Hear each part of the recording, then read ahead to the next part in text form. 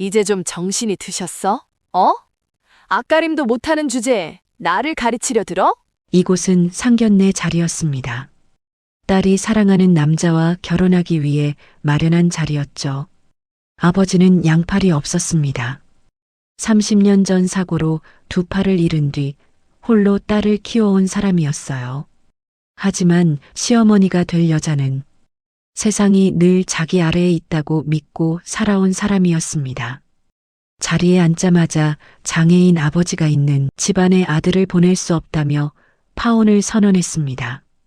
그리고 아버지가 조용히 한마디를 하자 얼굴이 벌겋게 달아오르더니 샴페인 병을 움켜쥐고 아버지의 머리 위에 그대로 쏟아부었어요. 아버지는 닦을 수가 없었습니다. 닦을 손이 없었으니까요. 그런데 온몸이 젖은 그 처참한 모습 속에서 아버지의 눈빛만은 흔들리지 않았어요. 시어머니 가족은 까맣게 몰랐습니다. 자신들이 샴페인을 쏟아부은 사람이 누구인지를요.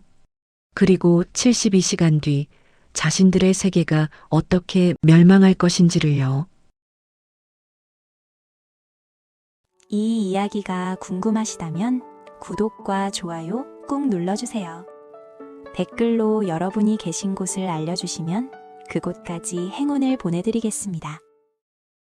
고급 한정식 집 앞에 장애인 택시 한 대가 멈춰 섰습니다. 뒷문이 열리고 28살의 젊은 여자가 먼저 내려 안쪽으로 손을 뻗었습니다. 딸 서윤이었습니다. 서윤이 조심스럽게 받쳐 안은 것은 아버지 한태주의 몸이었습니다. 두 팔이 없는 사람에게 차에서 내리는 것은 결코 쉬운 일이 아닙니다.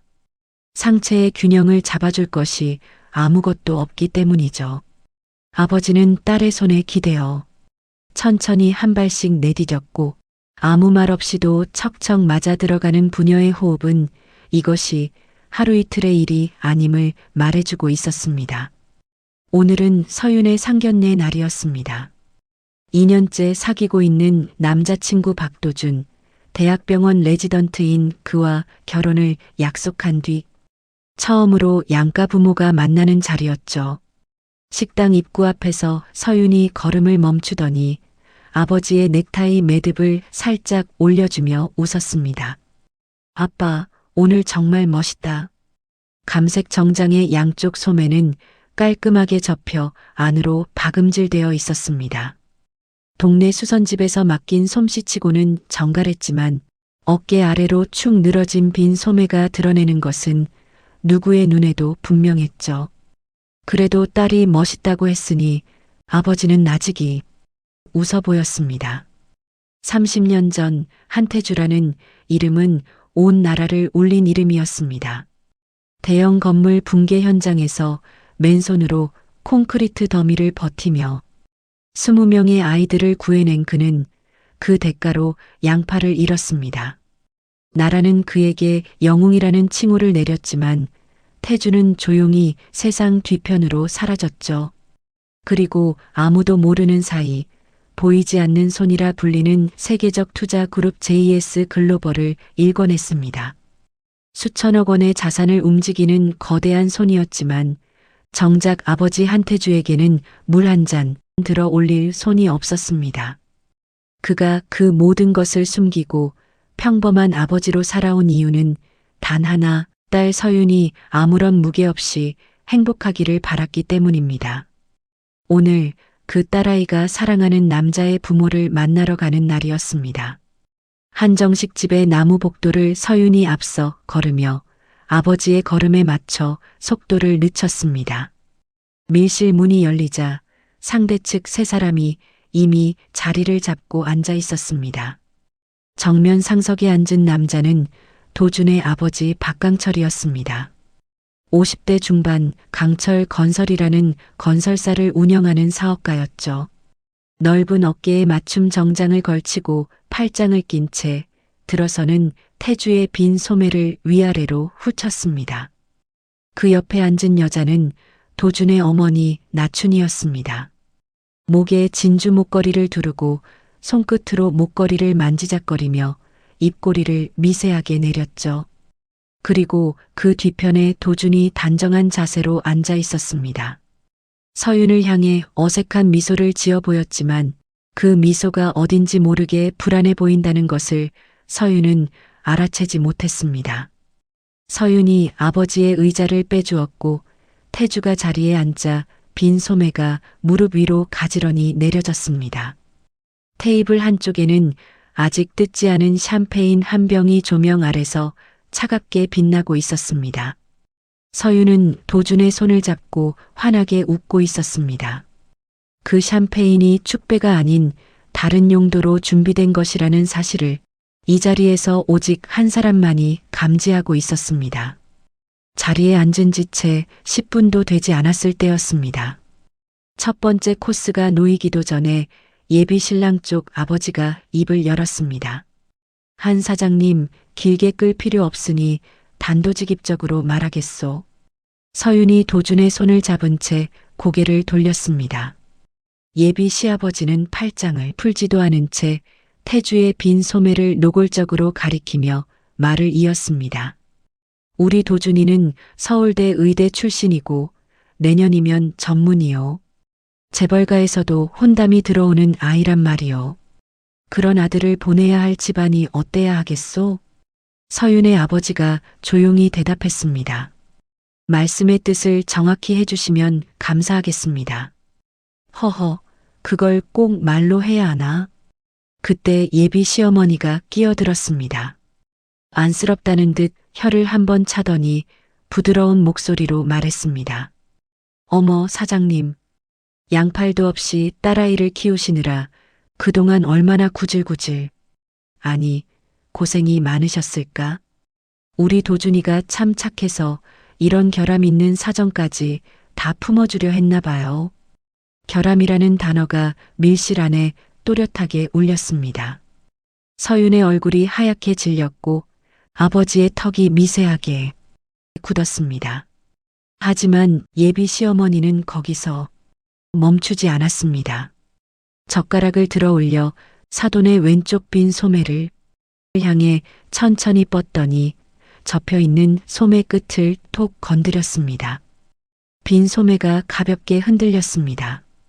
그 안에 아무것도 없다는 것을 보여주듯이요. 어머, 미안해요.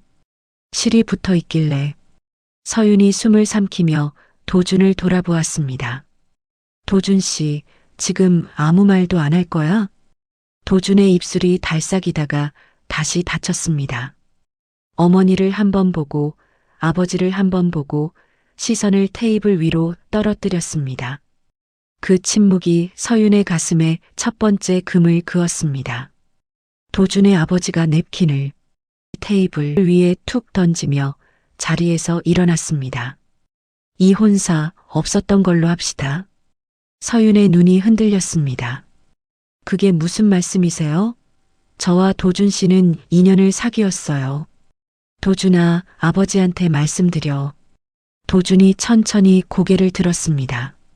서윤과 눈이 마주쳤지만 그는 입을 열지 않았습니다. 대신 서윤의 손을 조용히 뿌리치며 고개를 돌려버렸습니다. 말보다 잔인한 침묵이었습니다. 서윤의 눈에서 눈물이 뚝 떨어졌습니다. 그때 도준의 어머니가 남편을 째려보며 말했습니다. 내가 말했죠. 이럴 일이 생길 것 같다고. 예비 시어머니는 가방에서 하얀 봉투 하나를 꺼냈습니다. 봉투를 테이블 위에 올려놓더니 손가락 끝으로 밀어 서윤의 아버지 앞까지 슬쩍 보냈습니다. 사장님, 서운하시겠지만 이건 우리 쪽에서 준비한 작은 성의예요. 500만 원 넣어뒀으니까. 시어머니는 고개를 살짝 기울이며 서윤의 아버지 빈 소매를 바라보았습니다. 그리고 입꼬리를 올리며 덧붙였습니다. 손은 없으셔도 이건 받으실 수 있으시죠? 밀실의 공기가 얼어붙었습니다. 서윤이 의자를 박차고 일어나려 했지만 아버지가 먼저 입을 열었습니다. 아주 낮고 아주 담담한 목소리였습니다. 부인. 시어머니의 눈썹이 올라갔습니다. 당신 딸이 이런 상황을 당했다면 이런 식으로 돈봉투를 내밀지는 못했을 겁니다. 한순간 밀실 안이 조용해졌습니다. 시어머니의 얼굴이 서서히 붉어지기 시작했습니다. 목에서부터 올라온 붉은 기운이 볼을 타고 귀끝까지 번졌습니다. 팔이 없어 포크도 제대로 못 잡는 사람이, 아무것도 가진 것 없는 사람이 감히 자신을 가르치려 드냐는 것이었습니다. 모욕을 퍼붓는 쪽은 자신이었는데 오히려 부끄러움을 느낀 것은 자신이었기 때문입니다. 그 사실이 시어머니의 자존심을 뿌리째 흔들어 놓았습니다. 수치심은 분노보다 뜨겁습니다. 그리고 분노보다 잔인합니다. 시어머니의 손이 테이블 위를 더듬었습니다. 봉투도 젓가락도 물잔도 아닌 금색 라벨이 빛나는 샴페인 병을 움켜쥐었습니다. 뭐라고 지금 앞가림도 못하는 주제에 나를 가르치려 들어? 서윤이 소리쳤습니다. 어머님, 그만하세요. 시어머니 춘희의 귀에는 아무것도 들리지 않았습니다. 얼굴은 이미 이성이 꺼진 사람의 것이었습니다. 병의 포의를 뜯어내는 손끝이 떨리고 있었지만 그 떨림은 두려움이 아니라 분노였습니다. 서윤의 아버지 한태주의 눈이 그 손끝을 조용히 따라갔습니다. 도망칠 수도 막을 수도 없었습니다. 두 팔이 없는 사람에게는 자신을 가리는 것조차 불가능한 일이었으니까요. 박강철이 한 발 뒤에서 팔짱을 낀 채 지켜보고 있었습니다. 아내를 말리지 않았습니다. 입꼬리에 걸린 비웃음이 그가 이 상황을 즐기고 있다는 것을 말해주고 있었죠. 코르크가 천장을 향해 튀어올랐고 시어머니 춘희가 병을 거꾸로 뒤집어 한태주의 머리 위에서 쏟아부었습니다. 흔들어 터뜨린 것이 아니었습니다. 병째로 들이붓는 것이었습니다. 의도를 담은 천천히 한 방울도 빠짐없이 서윤이 비명을 질렀습니다. 아빠. 차갑고 끈적한 액체가 서윤의 아버지 한태주의 머리 위로 폭포처럼 쏟아져 내렸습니다. 이마를 타고 눈 위를 지나 코를 적시고 입술 사이로 스며들었습니다. 끈적한 거품이 넥타이를 적시고 감색 정장 어깨를 타고 흘러 텅 빈 왼쪽 소매 안으로 밀려 들어갔습니다. 소매 끝에서 뚝뚝 떨어지는 샴페인이 바닥에 웅덩이를 만들었고 서윤의 아버지는 그것을 닦아줄 손이 없었습니다. 눈에 들어간 술을 비벼낼 수도, 얼굴을 훔칠 수도, 젖은 옷을 털어낼 수도 없었습니다. 시어머니 춘희가 마지막 한 방울까지 쏟아낸 뒤 빈 병을 테이블 위에 탁 내려놓았습니다. 그리고 손수건으로 자신의 손을 닦으며 서윤의 아버지를 내려다보았습니다. 마치 바닥에 물을 엎지른 뒤 더러워진 손을 닦는 것처럼 태연하게. 사장님, 이제 좀 정신이 드셨으면 좋겠네요. 주제를 아셔야지. 시아버지 박강철이 아내 춘희의 어깨에 손을 얹으며 차갑게 말했습니다. 한 사장님, 깔끔하게 정리합시다. 앞으로 우리 도준이한테 연락하지 마시오. 서윤이 도준에게 달려들었습니다. 멱살을 두 손으로 움켜쥐며 울부짖었습니다. 도준 씨, 지금 당신 어머니가 우리 아빠한테 무슨 짓을 한 건지 안 보여? 도준은 서윤의 손목을 잡아 자신의 멱살에서 떼어내며 차갑게 고개를 돌렸습니다. 그만해, 서윤아. 2년의 사랑이, 수백 번의 다정한 밤들이, 결혼하자던 약속이 단 한마디에 끊어졌습니다. 서윤의 무릎이 꺾였습니다. 바닥에 주저앉으며 흐느끼기 시작했고 한태주는 딸에게 달려가고 싶었지만 안아줄 팔이 없었습니다. 일으켜 세워줄 손이 없었습니다. 눈물을 닦아줄 손이 없었습니다. 예비 시아버지와 시어머니는 아들의 어깨를 감싸며 문을 향해 걸어갔습니다. 세 사람이 밀실을 나서려는 순간 서윤의 아버지 한태주가 입을 열었습니다. 샴페인에 젖은 목소리가 아주 낮게 울렸습니다. 부인, 시어머니 나춘이가 문고리를 잡은 채 멈칫했습니다. 방금 귀한 샴페인을 허투루 쓰셨군요. 한태주의 얼굴은 여전히 젖어 있었습니다. 머리카락에서 뚝뚝 떨어지는 거품, 옷깃을 타고 흐르는 끈적한 액체, 바닥의 웅덩이. 그 처참한 모습 속에서 한태주의 두 눈만이 마른 땅처럼 단단하게 빛나고 있었습니다. 그 값 72시간이면 충분할 겁니다. 그 말에 박강철이 피식 웃으며 아내의 등을 밀어 문 밖으로 나갔습니다. 팔도 없는 노인이 허세를 부린다고 생각했겠죠. 문이 닫히고 밀실에 두 사람만 남았습니다. 바닥에 주저앉은 서윤과 샴페인에 젖은 채 의자에 앉아있는 태주. 서윤이 후들거리는 손으로 냅킨을 집어 아버지의 얼굴을 닦기 시작했습니다. 눈물이 멈추지 않았지만 냅킨을 든 손은 멈추지 않았습니다. 이마를, 볼을, 턱을, 넥타이를, 빈 소매 끝에 맺힌 방울까지 한 방울도 남기지 않겠다는 듯이 닦아냈습니다. 아빠 미안해. 미안해 아빠. 한태주는 대답하지 않았습니다. 딸의 손끝이 자신의 얼굴 위를 지나가는 것을 느끼며 젖은 눈으로 천장을 바라보았습니다. 그리고 아주 오랜 침묵 끝에 한태주가 나지막이 말했습니다. 서윤아, 아빠가 미안하다. 내 아빠가 이런 아빠라서. 그 한마디에 서윤이 아버지의 무릎에 얼굴을 묻고 울음을 터뜨렸습니다. 태주는 딸의 머리카락을 쓰다듬어 줄 수 없었습니다. 등을 토닥여 줄 수도 없었습니다. 다만 딸의 체온이 무릎을 통해 전해져 오는 것을 느끼며 이를 악물고 눈을 감았습니다. 하지만 감은 눈 뒤에서 떠오른 것은 슬픔이 아니었습니다. 30년 전 무너지는 건물 아래서 아이들을 지켜내며 두 팔을 잃었을 때에도 한태주는 울지 않았습니다. 그때도 지금도 그의 안에는 같은 것이 타오르고 있었습니다. 이 모욕이 어떤 대가로 돌아올지 예비 시어머니 나춘이는 아직 짐작조차 하지 못하고 있었습니다. 한정식 집을 나선 태주의 정장은 아직 축축하게 젖어 있었습니다.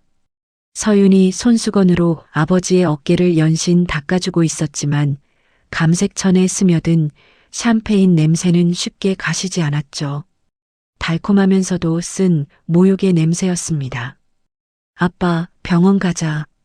눈에 술 들어갔잖아. 괜찮다. 괜찮긴 뭐가 괜찮아. 아빠 눈 빨갛게. 한태주가 걸음을 멈추고 딸을 바라보았습니다. 샴페인에 충혈된 두 눈이었지만 그 안에 담긴 빛은 흔들림 없이 고요했습니다. 서윤아, 먼저 들어가 있어라. 아빠는 잠깐 볼 일이 있다. 볼일, 지금 무슨 볼일이 있어? 금방 간다. 걱정하지 마. 서윤이 불안한 눈으로 아버지를 올려다보았습니다. 태주가 나직이 웃어 보였습니다.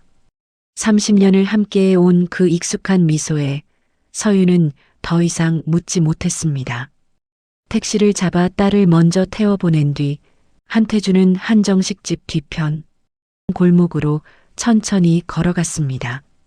골목 안쪽에 검은색 세단 한 대가 시동을 끈 채 대기하고 있었습니다.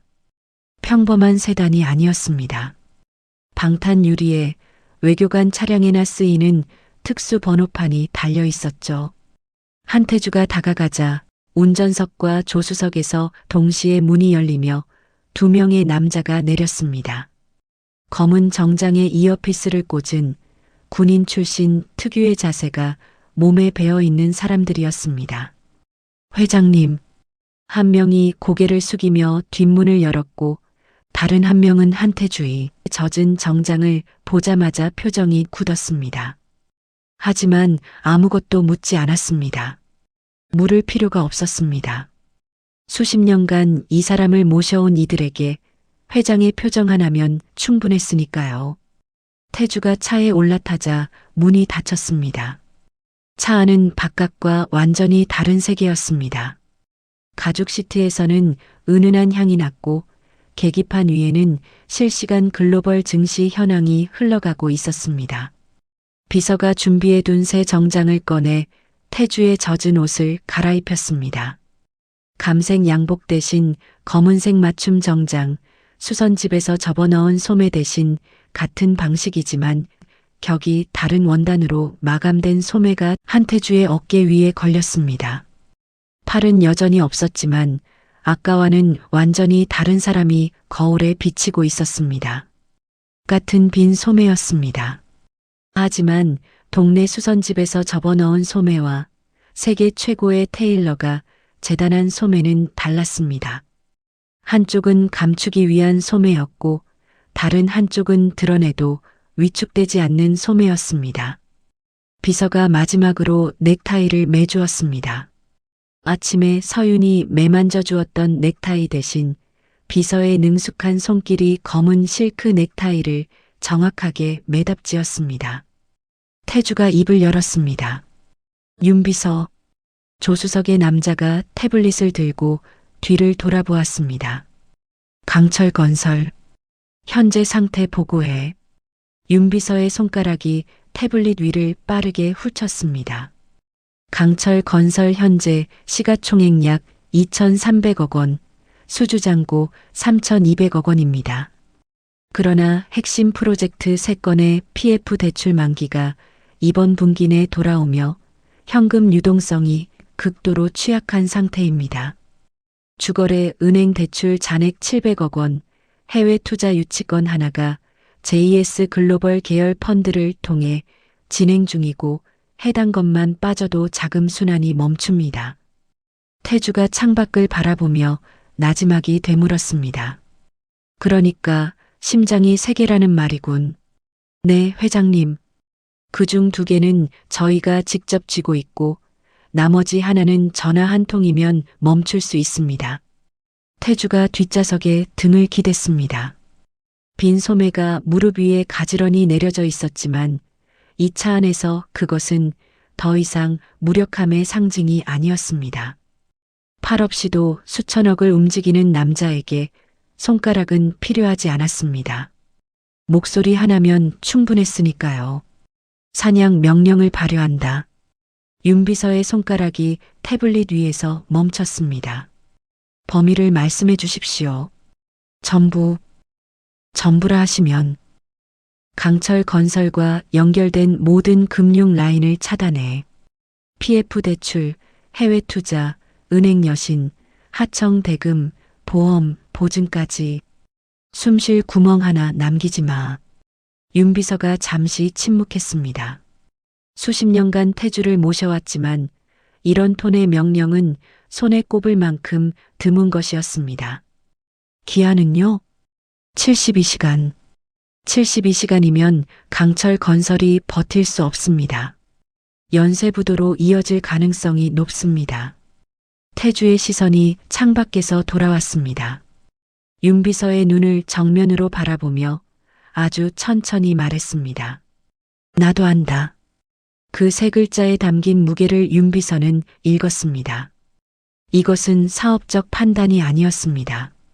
딸의 눈물과 빈 소매 위로 쏟아진 샴페인과 내 아빠가 이런 아빠라서라고 말해야 했던 그 순간에 대한 대답이었습니다. 윤비서가 고개를 숙였습니다. 즉시 실행하겠습니다. 태블릿 위로 지시문이 올라갔습니다. 윤비서의 손가락이 전송 버튼을 누르는 순간 서울 시내 6곳의 금융기관과 해외 3곳의 투자사로 동시에 메시지가 날아갔습니다. 보이지 않는 손이 움직이기 시작한 것이었습니다. 태주가 뒷좌석에 등을 기대며 눈을 감았습니다.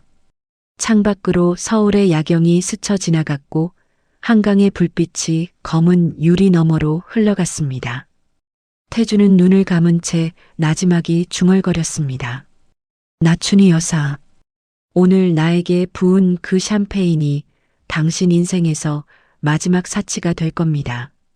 그리고 그 시각 박강철은 아내와 함께 호텔 레스토랑에서 와인을 기울이며 웃고 있었습니다. 오늘 상견례에서 팔없는 노인에게 본때를 보여줬다며 유쾌하게 건배를 하고 있었죠. 72시간 뒤에 자신의 세계가 통째로 무너져 내리리라는 것을 그 와인잔 너머로는 상상조차 할 수 없었습니다. 다음 날 아침 박강철은 평소와 같은 하루를 시작했습니다. 운전기사가 모는 벤츠 뒷좌석에서 아메리카노를 한 모금 마시고 경제신문을 넘기며 오늘의 일정을 확인했죠. 오전에는 서울 도심 재개발 3구역 현장 점검, 오후에는 해외 투자사와의 화상회의가 잡혀 있었습니다. 지난밤 호텔 레스토랑에서 마신 와인의 여운이 아직 혀끝에 남아 있었고 아내 춘희가 보내온 문자에는 이런 글이 적혀 있었습니다. 여보, 오늘 백화점에서 새 가방 나왔대. 어제 스트레스 받은 거 보상받아야지. 강철이 피식 웃으며 답장을 보냈습니다. 마음에 드는 거 사. 완벽한 아침이었습니다. 어제 상견례에서 한 일에 대한 가책 따위는 눈곱만큼도 없었죠. 팔없는 노인의 딸과 아들의 혼사를 끊어냈다는 것은 강철의 하루에서 가장 사소한 일 중 하나에 불과했으니까요. 이상한 일이 벌어진 것은 오전 10시였습니다. 현장 점검을 마치고 사무실로 돌아온 강철에게 재무이사가 창백한 얼굴로 달려왔습니다. 회장님, 큰일 났습니다. 뭐가? 서초 재개발 3구역 PF 대출. 오늘 아침에 주거래 은행에서 만기 연장 불가 통보가 왔습니다. 강철의 눈썹이 올라갔습니다. 만기 연장 불가? 무슨 소리야? 지난달에 담당자가 문제 없다고 했잖아. 저도 바로 확인했는데 은행 쪽 담당자가 바뀌었습니다. 새 담당자가 재심사를 진행한다고.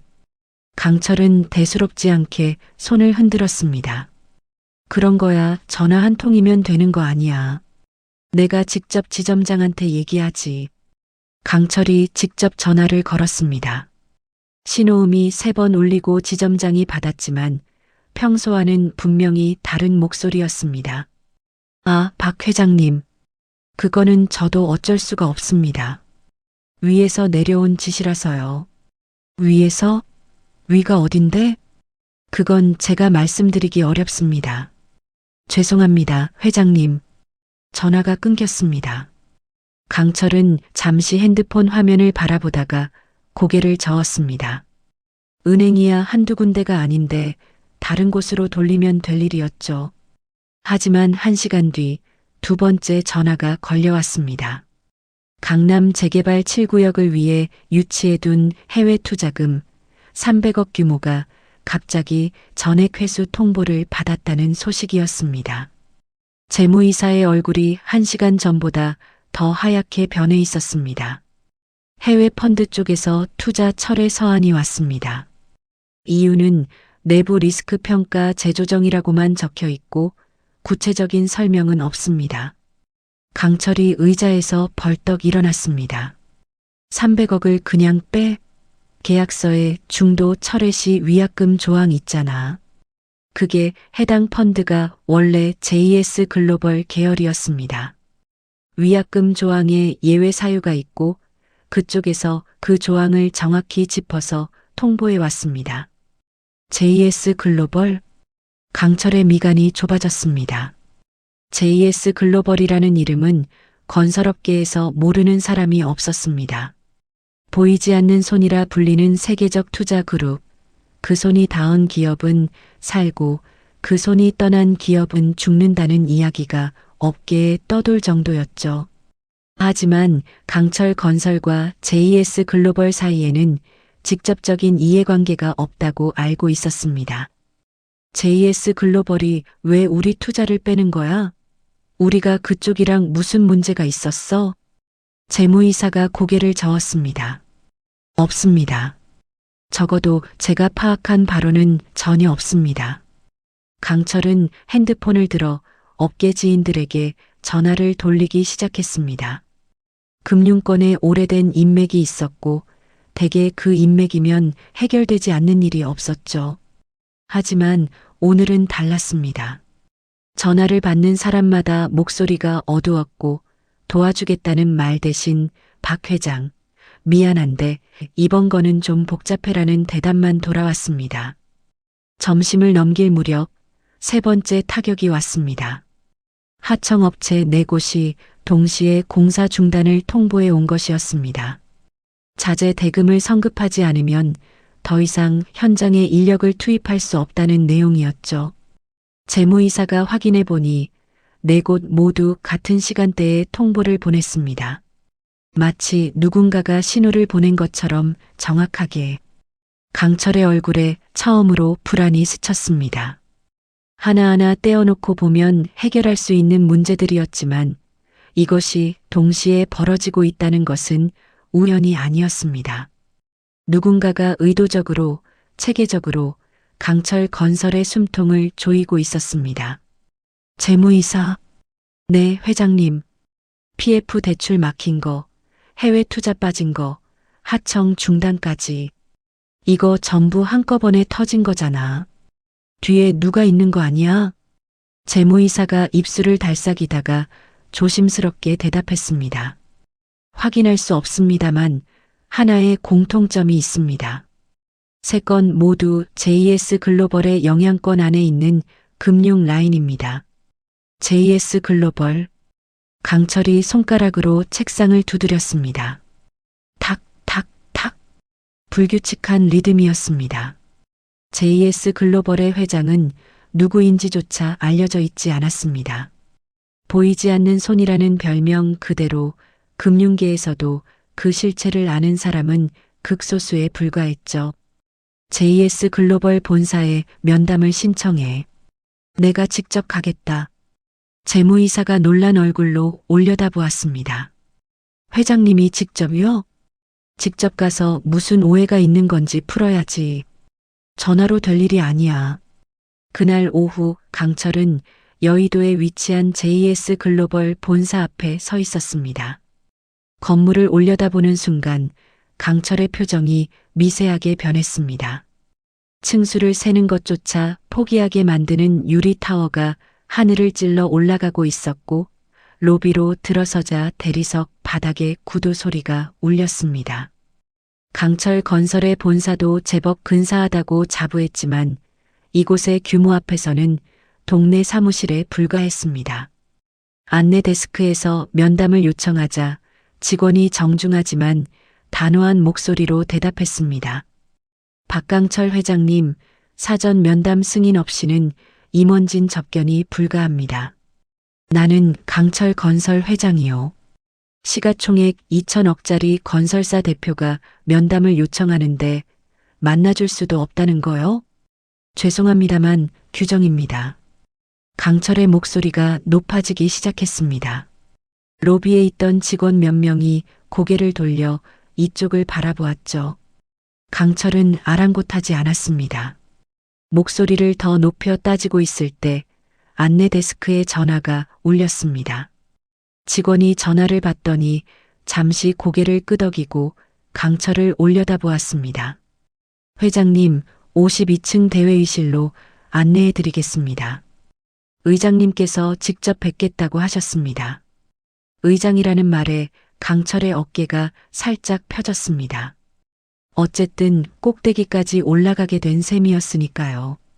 전용 엘리베이터가 열리고 강철은 안내 직원을 따라 안으로 들어섰습니다. 층수가 올라갈수록 귀가 먹먹해졌고 엘리베이터 문이 열리자 기다란 복도가 나타났습니다. 복도 양쪽에 직원들이 도열해 있었습니다. 10명, 20명이 아니었습니다. 복도 끝에 보이는 대회의실 입구까지 양쪽으로 수십 명의 직원이 일렬로 서서 고개를 숙이고 있었습니다. 강철이 그 사이를 걸었습니다. 구두 소리가 조용한 복도에 울릴 때마다 직원들의 시선이 강철을 스치고 지나갔습니다. 그 시선에는 호기심도 경외도 적대감도 없었습니다. 다만 곧 벌어질 일을 이미 알고 있는 사람들의 무표정만이 있었죠. 대회의실 문이 열렸습니다. 거대한 원목 테이블이 방 한가운데를 차지하고 있었고 그 끝 의장석에 한 사람이 앉아 있었습니다. 검은 맞춤 정장, 양쪽 소매가 깔끔하게 접혀 있는, 팔이 없는 강철의 발이 멈췄습니다. 이해가 되지 않았습니다. 어제 한정식집 밀실에서 샴페인에 젖은 채 닦아줄 손조차 없이 앉아있던 노인이 수백 명의 직원이 도열한 건물의 꼭대기 의장석에 앉아 있었습니다. 같은 빈 소매였습니다. 하지만 어제의 빈 소매는 무력함 그 자체였고 오늘의 빈 소매는 이 건물 전체를, 이 건물 아래의 도시를, 그 도시 안에 수천 개 기업의 운명을 쥐고 있는 권력 그 자체였습니다. 한태주가 의장석에서 박강철을 바라보고 있었습니다.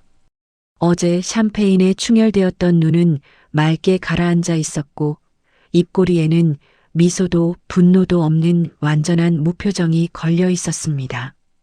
강철의 입이 벌어졌습니다. 당신이. 한태주는 대답하지 않았습니다. 다만 의장석 뒤편 벽에 걸린 액자를 턱짓으로 가리켰습니다.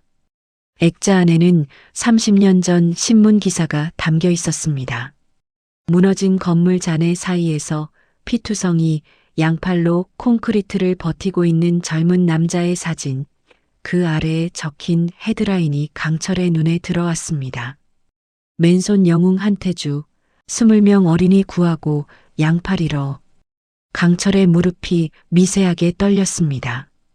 국가적 영웅, 보이지 않는 손, JS 글로벌의 의장, 그 세 개의 이름이 어제 자기 아내가 샴페인을 쏟아부은 그 노인 위에서 하나로 겹쳐지는 순간 박강철의 머릿속이 하얘졌습니다. 한태주가 처음으로 입을 열었습니다. 박 회장, 자리에 앉으시오. 강철의 다리가 움직이지 않았습니다.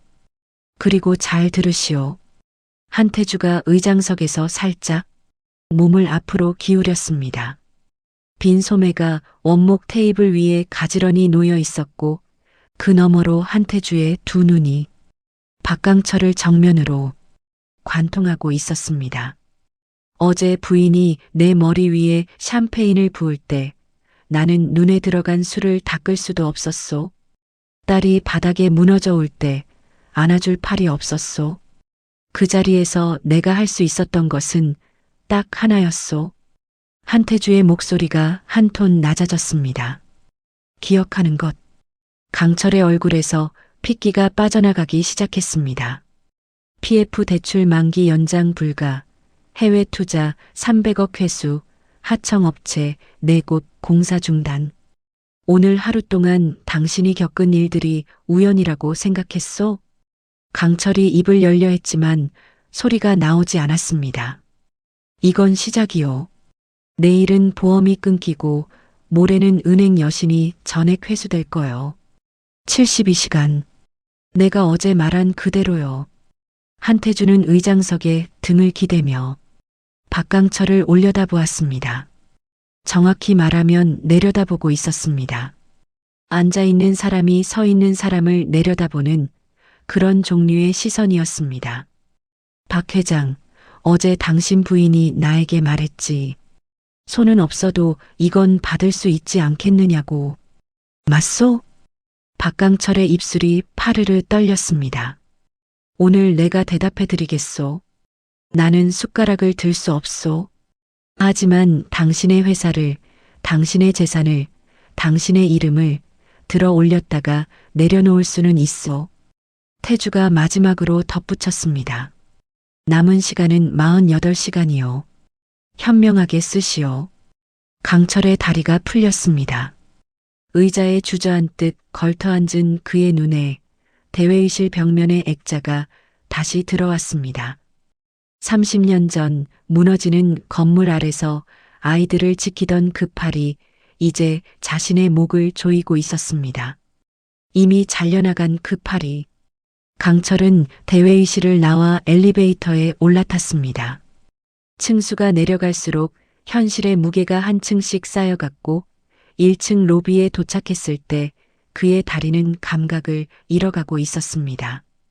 로비를 가로질러 밖으로 나오자 오후에 햇살이 눈을 찔렀지만 강철의 눈에는 아무것도 들어오지 않았습니다. 차에 올라탄 강철은 운전기사에게 목적지를 말하지 못했습니다. 한참을 멍하니 앞좌석 헤드레스트를 바라보다가 주머니에서 핸드폰을 꺼냈습니다. 아내 춘희에게 전화를 걸었습니다. 신호음이 2번 울리고 춘희의 밝은 목소리가 들려왔습니다. 여보, 나 지금 백화점인데 가방 2개 중에 고민 중이야. 하나는 300만 원짜리고 하나는 당장 집으로 와. 춘희의 말이 끊겼습니다. 여보, 무슨 일이야? 목소리가 왜 그래? 닥치고 당장 집으로 오라고 했어. 박강철의 고함이 차 안에 울렸습니다. 운전기사의 어깨가 움찔했고 핸드폰 너머 춘희의 숨소리가 멈췄습니다. 강철은 전화를 끊고 핸드폰을 무릎 위에 내려놓았습니다. 손이 떨리고 있었습니다. 50평생 사업을 하며 위기를 겪지 않은 것은 아니었지만 이런 종류의 공포는 처음이었습니다. 경쟁자가 공격하는 것은 막을 수 있습니다. 시장이 무너지는 것은 버틸 수 있습니다. 하지만 자신이 모욕한 사람이 자신의 생사여 탈권을 쥔 사람이었다는 것. 그것은 막을 수도 버틸 수도 도망칠 수도 없는 종류의 공포였습니다. 박강철은 차 창 밖으로 여의도의 JS 글로벌 타워를 올려다보았습니다. 오후의 햇살을 받아 유리 외벽이 금빛으로 빛나고 있었습니다. 아침에 아내에게 마음에 드는 거 사라고 답장을 보냈던 그 손가락이 지금은 무릎 위에서 멈출 줄 모르고 떨리고 있었습니다. 그리고 그 시각 한태주는 의장실에서 윤비서에게 조용히 물었습니다. 박강철이 건물을 나갔나? 네, 회장님. 방금 로비를 지나 차량에 탑승했습니다. 태주가 창밖을 바라보며 고개를 끄덕였습니다. 아내에게 전화를 할 거야. 집에 오라고 소리를 지를 거고 둘이서 밤새 머리를 맞대고 방법을 찾으려 하겠지. 윤비서가 조용히 기다렸습니다. 하지만 방법은 없어. 내일 아침이 되면 그 사실을 알게 될 거야. 태주가 의장석에서 일어섰습니다. 빈 소매가 가볍게 흔들렸고 창밖으로 서울의 하늘이 붉게 물들어가고 있었습니다. 72시간 중 24시간이 지났습니다. 첫 번째 심장은 이미 멈췄고 두 번째 심장이 내일 아침 멈출 예정이었습니다. 그런데 강철은 아직 모르고 있었습니다. 금융의 목이 조여오는 것은 사냥의 전부가 아니라는 것을, 한태주가 진짜 준비하고 있는 것은 돈이 아니라 이름이라는 것을. 그날 밤 박강철의 자택 거실에서는 고함이 그치지 않았습니다. 그 노인이 JS 글로벌 의장이라고? 말이 돼? 춘희가 소파 끝에 앉은 채 남편을 올려다보았습니다. 백화점 쇼핑백은 현관에 내팽개쳐져 있었고 300만 원짜리 가방을 고르던 손은 지금 무릎 위에서 잔뜩 움켜쥐어져 있었습니다. 강철이 거실을 서성이며 소리쳤습니다.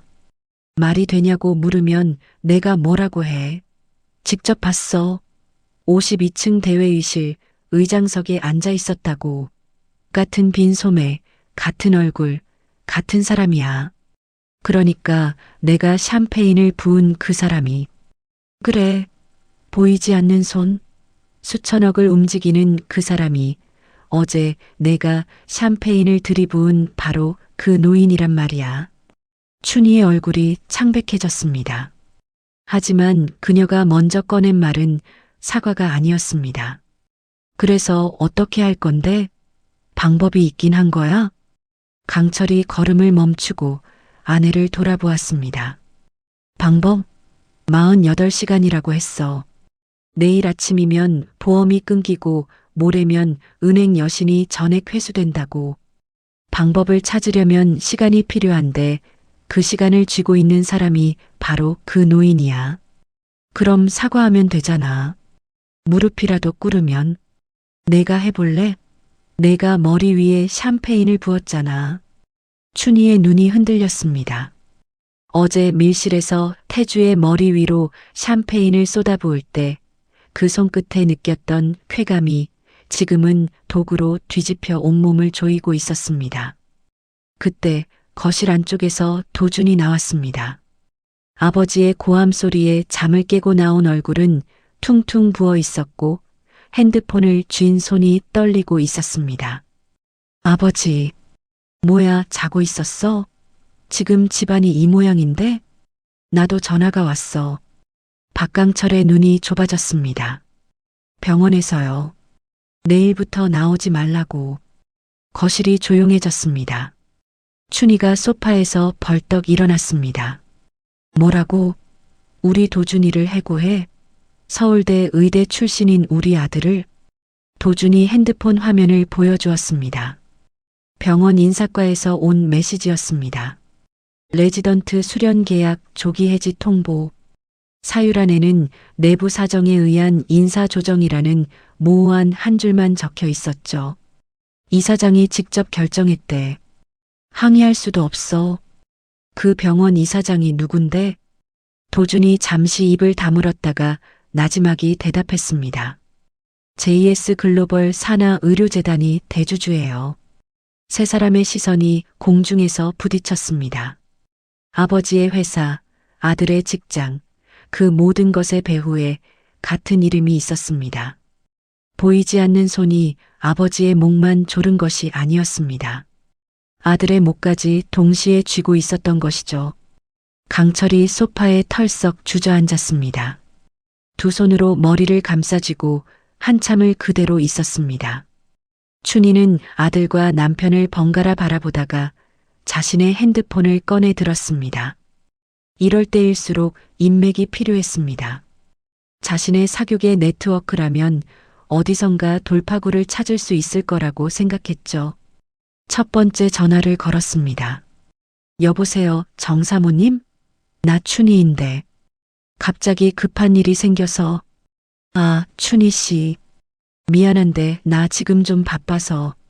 잠깐이면 돼. 혹시 금융 쪽에 연결해 줄 수 있는. 미안, 끊을게. 전화가 끊겼습니다. 춘희의 눈이 깜빡였습니다. 정사모님은 10년 지기 친구였습니다. 매달 호텔 라운지에서 만나 와인을 마시고 서로의 명품백을 칭찬하던 사이였죠. 전화를 이렇게 차갑게 끊은 적은 단 한 번도 없었습니다. 두 번째 전화를 걸었습니다. 은주 씨? 나야, 춘희. 혹시? 아, 춘희 씨. 나 다음에 연락할게. 요즘 좀 그래. 세 번째, 네 번째, 다섯 번째. 전화를 받는 사람도 있었고 받지 않는 사람도 있었지만 결과는 같았습니다. 누구도 춘희의 말을 끝까지 듣지 않았고 누구도 만나주겠다고 하지 않았습니다. 10년을 쌓아 올린 인맥이 하룻밤 사이에 증발하고 있었습니다. 여섯 번째 전화에서 비로소 한 사람이 솔직하게 말해주었습니다. 춘희 씨, 내가 솔직하게 말할게. 업계에 소문이 돌고 있어. 강철 건설이 JS 글로벌을 건드렸다고. 그쪽을 건드린 사람이랑 가까이 하면 같이 묻힌다고.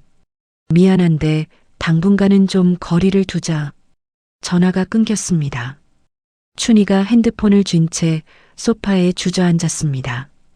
진주 목걸이가 가슴 위에서 가볍게 흔들렸고 어제 상견례에서 빈 소매를 젓가락으로 건드릴 때만 해도 자신이 이 세계의 중심에 있다고 믿었던 여자의 얼굴이 지금은 1시간 만에 10년치의 배신을 맞은 사람의 얼굴로 변해 있었습니다.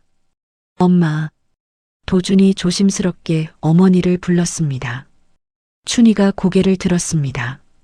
눈이 벌겋게 충혈되어 있었지만 눈물은 아직 나오지 않았습니다. 자존심이 눈물보다 먼저 버티고 있었으니까요. 아무도 전화를 안 받아. 한 명도. 도준이 아무 말도 하지 못했습니다.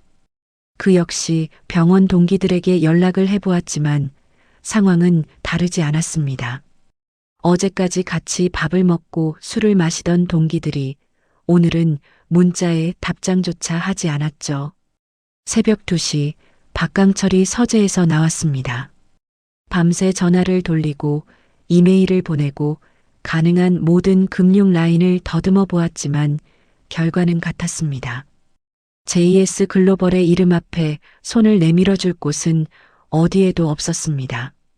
박강철의 손에는 위스키 잔이 들려 있었고 눈은 충혈되어 있었습니다. 거실 소파에서 잠들지 못한 채 앉아있던 춘희가 남편을 올려다보았습니다. 방법 찾았어? 박강철이 대답 대신 위스키를 한 모금 삼키고 거실 한가운데 서서 웃기 시작했습니다. 처음에는 작은 웃음이었습니다. 어깨가 미세하게 떨리는 정도의 숨죽인 웃음이었죠. 하지만 그것은 곧 커졌습니다. 어깨 떨림이 몸 전체로 퍼지더니 강철은 거실 한가운데 서서 천장을 향해 웃어댔습니다. 위스키 잔 속에 술이 찰랑거렸고 춘희는 겁에 질린 눈으로 남편을 바라보았습니다. 여보, 왜 그래? 박강철이 웃음 사이로 말을 내뱉었습니다. 재밌지 않아? 2,300억짜리 회사가 팔없는 노인한테 박살이 나고 있어. 내가 샴페인을 부어도 닦지도 못하던 그 사람한테. 춘희의 얼굴이 일그러졌습니다. 샴페인은 내가 부었어. 그래, 내가 부었지. 내가 부은 그 샴페인 한 병이 2,300억짜리야. 강철의 웃음이 멈추지 않았습니다. 도준이 아버지의 팔을 잡으며 소리쳤습니다. 아버지, 그만해. 제정신이야? 박강철이 아들의 손을 뿌리쳤습니다. 위스키 잔을 바닥에 내려놓고 두 손으로 얼굴을 감싸쥐었습니다. 웃음이 서서히 잦아들었고 그 자리를 메운 것은 정막이었습니다. 한참 뒤 얼굴을 감싼 손 사이로 강철의 목소리가 새어나왔습니다. 방법이 없어. 춘희의 입술이 떨렸습니다. 48시간이라고 했지. 이제 36시간 남았어. 그리고 내일 아침이 오면. 강철이 손을 내리고 아내를 바라보았습니다. 50년 인생에서 한 번도 보여준 적 없는 눈이었습니다. 그것은 공포였습니다.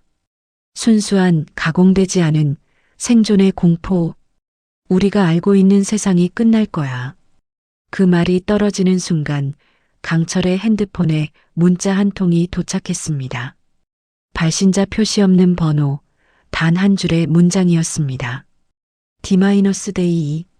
보험이 해지되었습니다. 강철이 핸드폰을 떨어뜨렸습니다. 화면이 바닥에 부딪히며 깨졌고 균열 사이로 그 한 줄의 문장이 여전히 빛나고 있었습니다. 춘희가 깨진 화면을 내려다보았습니다. 어제 한정식 집에서 태주의 빈 소매를 젓가락으로 톡 쳤을 때 그 소매 안에 아무것도 없다는 것을 보여주며 웃었던 자신의 모습이 떠올랐습니다. 지금 아무것도 없는 것은 자기 자신이었습니다. 새벽 어둠 속에서 박강철 가족 3사람은 거실에 앉아 있었습니다. 아무도 입을 열지 않았습니다. 시계 소리만이 째깍 째깍 36시간의 남은 시간을 깎아내고 있었죠. 그리고 같은 시각 서윤은 아버지의 집 거실에서 잠들지 못한 채 불을 켜고 앉아 있었습니다. 태주가 어디를 갔다 온 건지 무엇을 하고 온 건지 묻지 않았습니다. 다만 아버지가 돌아왔을 때 입고 있던 옷이 바뀌어 있었다는 것만 알고 있었죠. 서윤은 샴페인에 젖었던 아버지의 감색 정장을 꺼내 세탁기에 넣으려다 멈춰 섰습니다. 소매 안쪽에 아직 마르지 않은 샴페인 자국이 남아 있었습니다. 서윤이 그 자국을 손끝으로 만졌습니다. 그리고 그 순간 서윤은 아직 모르고 있었습니다. 자신의 아버지가 지금 이 시간에도 박강철의 세계를 한 겹씩 벗겨내고 있다는 것을, 그리고 내일 아침 그 세계가 무너지는 소리가 뉴스를 통해 자신의 귀에도 닿게 되리라는 것을. D-데이 이 아침 8시 강철이 눈을 떴을 때 그는 서재 바닥에 누워 있었습니다. 새벽녘에 언제 잠들었는지 기억나지 않았죠. 빈 위스키 병이 책상 아래 굴러가 있었고 핸드폰은 어젯밤 떨어뜨린 그 자리에 화면이 깨진 채로 놓여 있었습니다. 균열 사이로 알림이 빼곡하게 쌓여 있었습니다. 부재중 전화 23건, 문자 15건, 전부 회사 번호였습니다. 강철이 깨진 화면을 눌러 첫 번째 문자를 열었습니다. 재무이사가 새벽 5시에 보낸 메시지였습니다. 회장님, 주거래 은행에서 여신 전액 회수 통보가 왔습니다.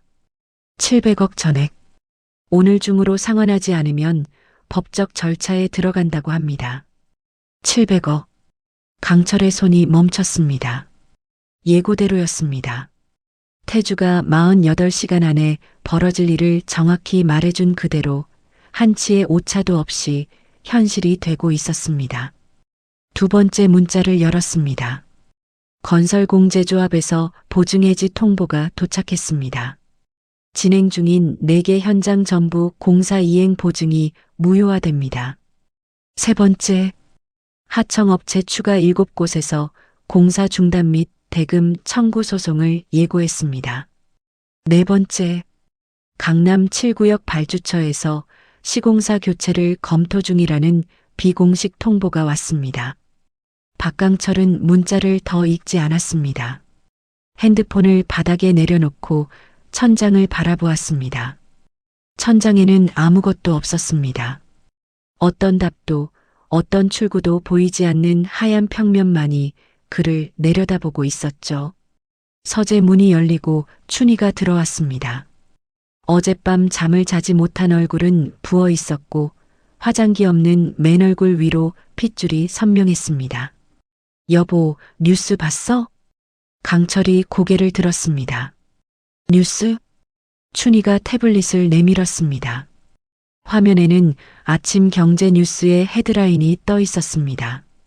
강철 건설, 수주장고, 3천억 대형 건설사의 돌연, 금융권 일제 회수 통보, 연쇄부도 위기. 강철이 태블릿을 받아들었습니다. 기사를 읽어 내려갔습니다. 기사 내용 자체는 어젯밤까지 겪은 일의 요약에 불과했지만 문제는 이 소식이 이미 세상에 나갔다는 것이었습니다. 금융가의 소문은 빛보다 빠릅니다. 아침 뉴스에 강철 건설의 위기설이 나갔다는 것은 오늘 하루 주가가 폭락하고 남아있는 투자자들마저 이탈한다는 뜻이었죠. 하지만 강철의 눈이 진짜로 멈춘 것은 그 기사 아래에 달린 관련 기사 목록이었습니다. 단독 강철 건설, 서초 재개발 3구역 부실 공사 의혹, 내부 문건 입수. 강철의 얼굴이 돌처럼 굳었습니다. 태블릿을 쥔 손가락이 떨리기 시작했습니다. 기사를 클릭하자 화면이 바뀌었고 강철의 눈앞에 자신이 3년 전에 서명한 문서의 사진이 떠올랐습니다. 서초 재개발 3구역 하도급이면 계약서. 실제 투입 자재와 계약서상 자재의 등급이 다르다는 것을 보여주는 비교표. 현장 감리 보고서의 원본과 조작본이 나란히 놓여있는 이미지. 이걸 누가? 강철의 목소리가 갈라졌습니다. 이 문서는 본사 금고에 보관된 기밀 자료였습니다. 접근 권한을 가진 사람은 자신과 법무팀장, 그리고 재무이사단 3명뿐이었죠. 여보, 이게 진짜야? 춘희가 물었습니다. 강철이 대답하지 않았습니다. 대답할 필요가 없었습니다. 그것이 진짜라는 것을 가장 잘 아는 사람이 자기 자신이었으니까요. 기사는 시간이 지날수록 불어났습니다. 아침 9시에 한 건이었던 보도가 10시에는 3건, 11시에는 8건으로 늘어났습니다. 각 언론사마다 다른 각도에서 강철 건설을 파헤치고 있었고 제공되는 내부 문건의 양도 시간이 갈수록 많아졌습니다. 마치 누군가가 시간표에 맞춰 자료를 한 건씩 흘려보내고 있는 것처럼 강철은 그 누군가가 누구인지 알고 있었습니다. 점심이 되기 전에 검찰에서 연락이 왔습니다. 정식 수사가 아닌 언론 보도에 대한 사실 확인 요청이라는 명목이었지만 박강철은 알고 있었습니다. 사실 확인은 수사의 첫 번째 단추라는 것을. 이 전화 한 통이 의미하는 것은 돈의 문제가 이름의 문제로 넘어갔다는 것이었습니다. 강철이 법무팀장에게 전화를 걸었습니다.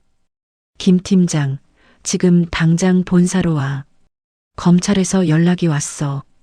전화 너머로 침묵이 흘렀습니다. 김 팀장, 회장님 죄송합니다. 저 오늘부로 사직서를 제출하려고 합니다. 뭐? 더 이상 함께하기가 어렵습니다. 죄송합니다. 전화가 끊겼습니다. 강철은 핸드폰을 바라보다가 재무이사에게 전화를 걸었습니다. 신호음이 울렸습니다. 한 번, 두 번, 세 번, 네 번. 받지 않았습니다. 다시 걸었습니다. 다시 받지 않았습니다.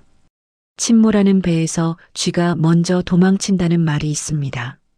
강철 건설이라는 배가 기울기 시작하자 가장 먼저 뛰어내린 것은 가장 안쪽에서 균열을 지켜보고 있던 사람들이었습니다. 오후 2시 상황은 더 나빠졌습니다. 뉴스가 부실 공사 의혹을 넘어 비자금 조성 의혹까지 보도하기 시작한 것이었습니다.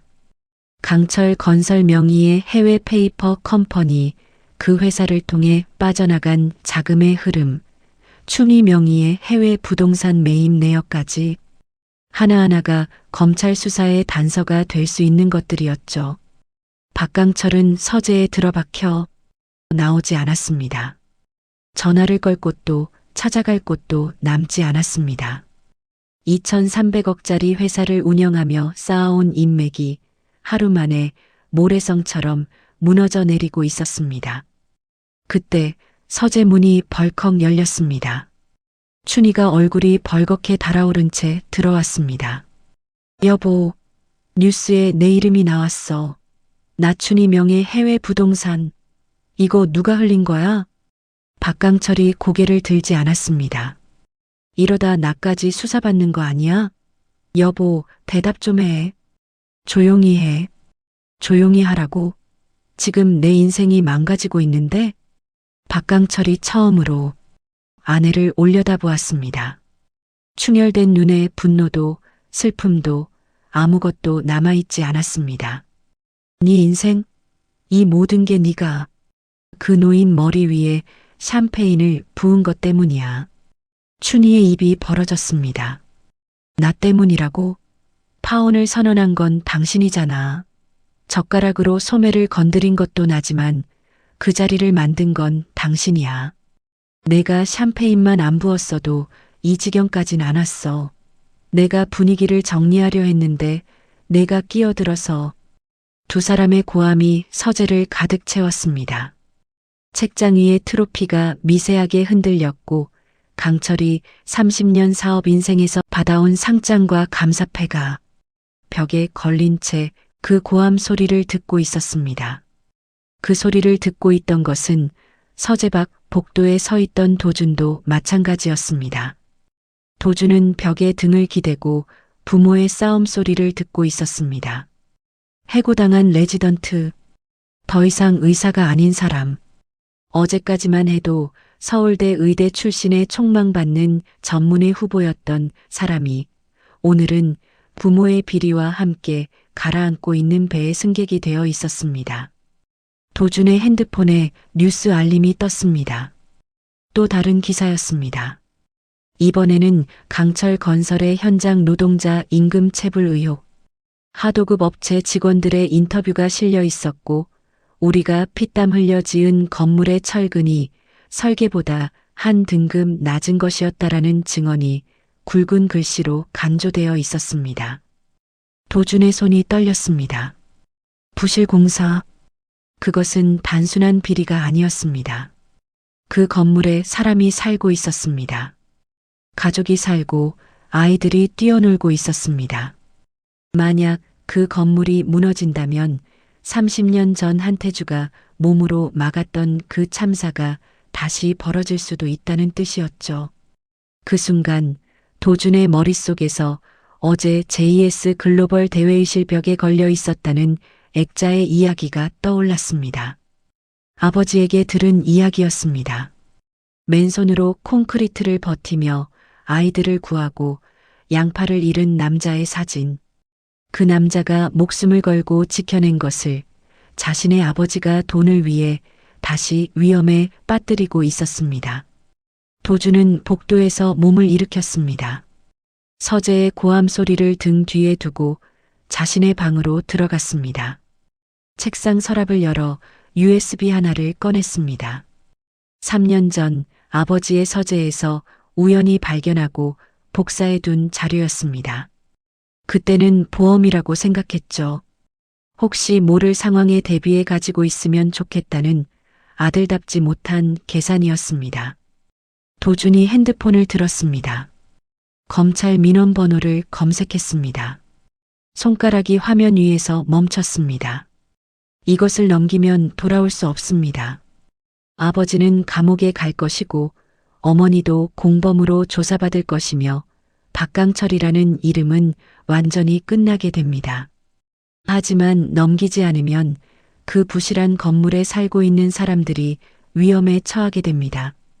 한태주가 30년 전에 몸으로 막았던 바로 그 위험에 도준의 엄지가 통화 버튼 위에 놓였습니다. 바로 그 순간 방문이 열렸습니다. 강철이 서 있었습니다.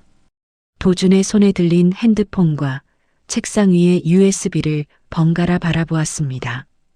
그리고 도준의 핸드폰 화면에 떠 있는 검찰 민원 번호를 보았습니다. 아버지와 아들의 시선이 부딪혔습니다. 박강철의 얼굴이 천천히 일그러졌습니다. 분노가 아니었습니다. 배신을 확인한 순간에 믿음이 산산조각 나는 순간에 그 표정이었습니다. 도준아, 강철의 목소리가 갈라졌습니다. 너까지? 도준의 입술이 떨렸습니다. 핸드폰을 쥔 손을 내리지도 올리지도 못한 채 아버지를 마주 보았습니다. 복도 끝에서 춘희가 달려왔고 세 사람이 좁은 방 안에서 서로를 바라보았습니다. 춘희가 USB를 보고 비명에 가까운 소리를 질렀습니다. 도준아, 그게 뭐야? 설마. 엄마, 이 건물에 사람이 살고 있어. 철근이 한 등급 낮은 건물에. 그게 지금 중요해? 아버지가 감옥에 가도 좋다는 거야? 그 건물이 무너지면 사람이 죽어. 도준의 고함이 방 안을 갈랐습니다. 춘희가 한 발 물러섰고 강철은 문틀에 기대선 채 아들을 바라보고 있었습니다. 강철이 천천히 입을 열었습니다.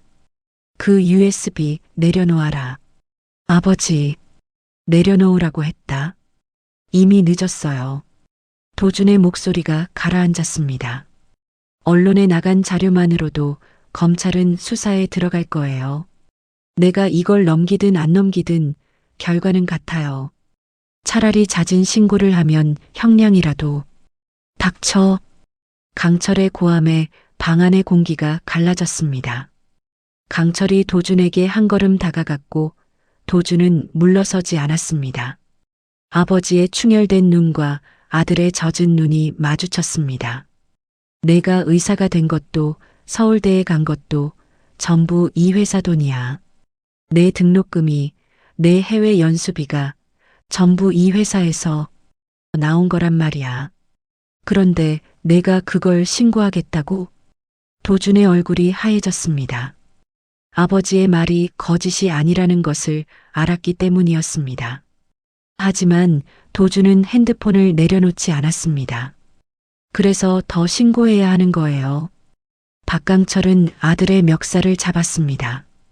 춘희가 비명을 지르며 두 사람 사이에 끼어들었고 도준의 핸드폰이 바닥에 떨어졌습니다. USB가 책상에서 굴러 바닥으로 떨어졌고 세 사람의 고함이 한꺼번에 터져 나왔습니다.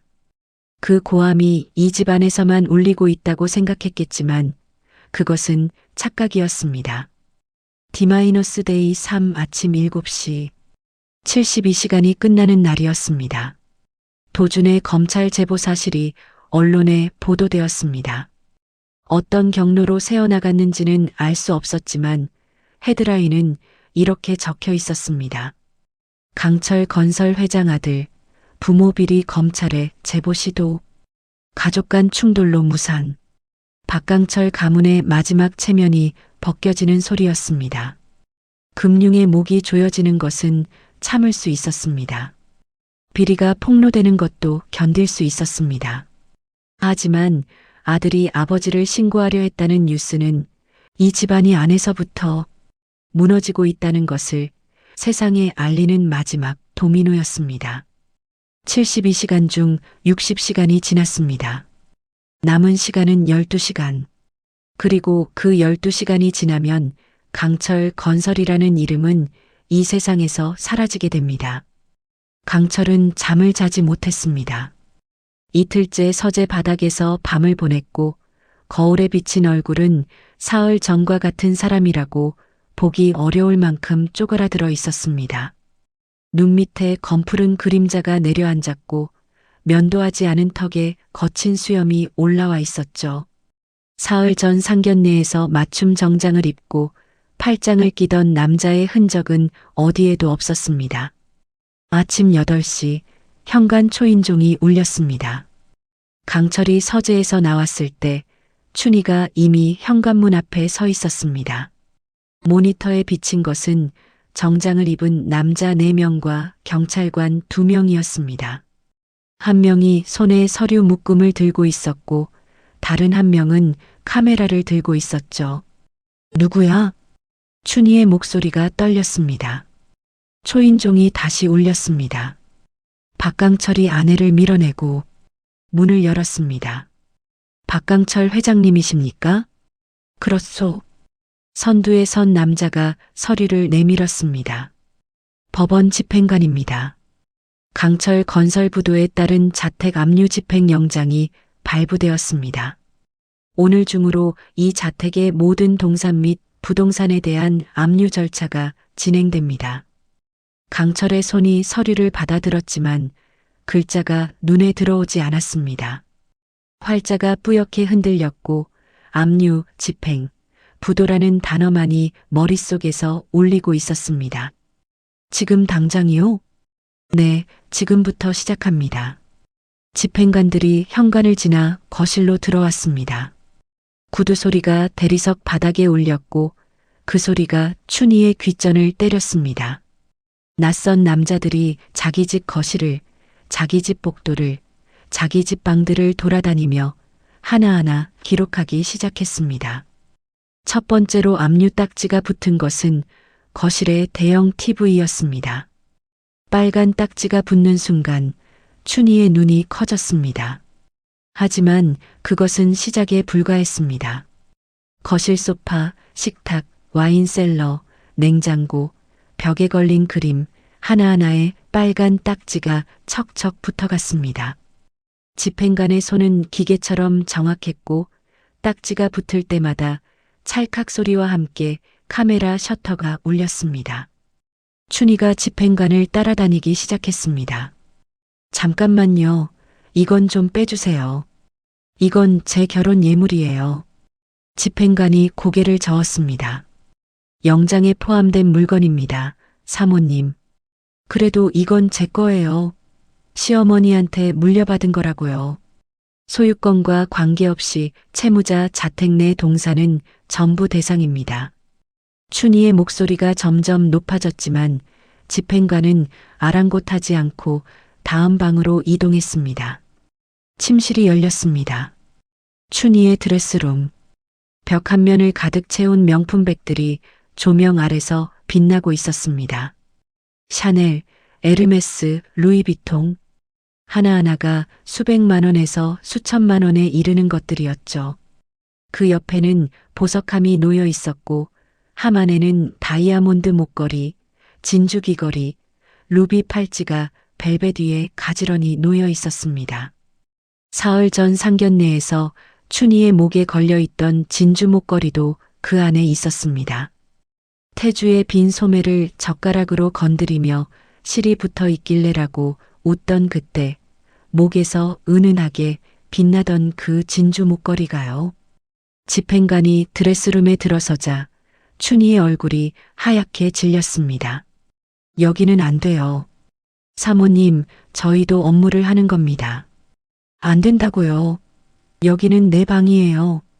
춘희가 드레스룸 입구를 막아섰습니다. 두 팔을 벌려 문틀을 잡고 버텼지만 집행관은 정중하게 그러나 단호하게 춘희를 비켜 세웠습니다.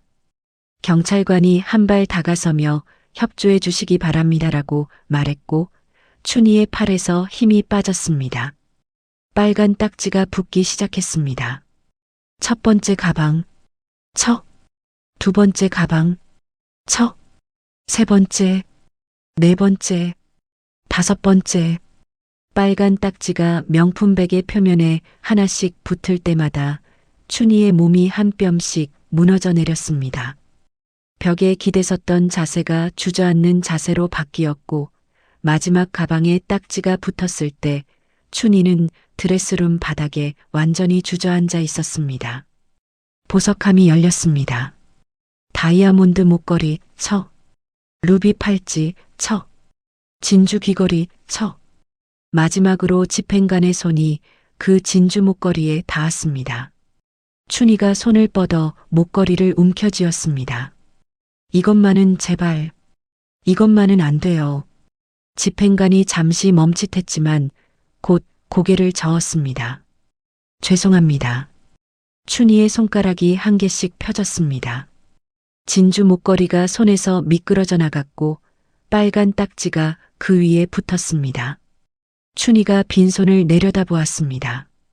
사흘 전 이 손으로 샴페인 병을 들어 한태주의 머리 위에 쏟아부었습니다. 이 손으로 젓가락을 들어 빈 소매를 건드렸습니다. 이 손으로 위로금 봉투를 밀어놓으며 손은 없으셔도 이건 받으실 수 있으시죠? 라고 웃었습니다. 지금 그 손에는 아무것도 남아있지 않았습니다. 한태주가 수십 년째 살아온 것이 바로 이 감각이었습니다. 손에 아무것도 없다는 것, 줄 수도 잡을 수도 없다는 것, 빈손으로 세상을 살아야 한다는 것. 춘희는 그것을 조롱했었습니다. 그리고 지금 그 조롱이 자신에게 되돌아온 것이었습니다. 박강철의 서재도 예외는 아니었습니다. 30년 사업 인생의 훈장들이 벽에 걸려 있었습니다. 건설업 공로상, 경제단체 감사패, 정치인들과 찍은 기념사진들. 그 하나하나에 빨간 딱지가 붙었고 강철은 서재 한가운데 서서 그것을 바라보고 있었습니다. 움직이지 않았습니다. 말도 하지 않았습니다. 다만 자신의 이름이 적힌 상장 위에 빨간 딱지가 붙는 순간 턱 끝이 한번 떨렸을 뿐이었습니다. 오전 10시 압류 집행이 완료되었습니다. 집행관이 최종 서류에 서명을 요청했고 강철이 떨리는 손으로 펜을 잡았습니다. 자신의 집에서 자신의 물건을 가져가도 좋다는 동의서에 자신의 이름을 쓰는 그 기묘한 행위를 해야 했습니다. 서명이 끝나자 집행관이 마지막으로 말했습니다. 자택명도 기한은 3일입니다. 3일 이내로 퇴거해 주시기 바랍니다. 3일. 3일 뒤면 이 집에서 나가야 합니다. 아내가 인테리어에 2년을 공들인 이 집에서 도준이 고등학교 때부터 자란 이 집에서 30년 사업의 결실이 담긴 이 집에서 집행관들과 경찰이 빠져나간 뒤 세 사람은 빨간 딱지로 뒤덮인 거실에 서 있었습니다. 소파에 앉을 수도 없었습니다. 소파에 붙은 빨간 딱지가 이것은 더 이상 당신의 것이 아니라고 말하고 있었으니까요. 오후 내내 강철은 전화를 돌렸습니다. 마지막으로 남은 가능성들을 더듬었습니다. 친척, 대학 동기, 옛 사업 파트너, 심지어 10년째 연락이 끊긴 형에게까지 전화를 걸었습니다. 결과는 같았습니다.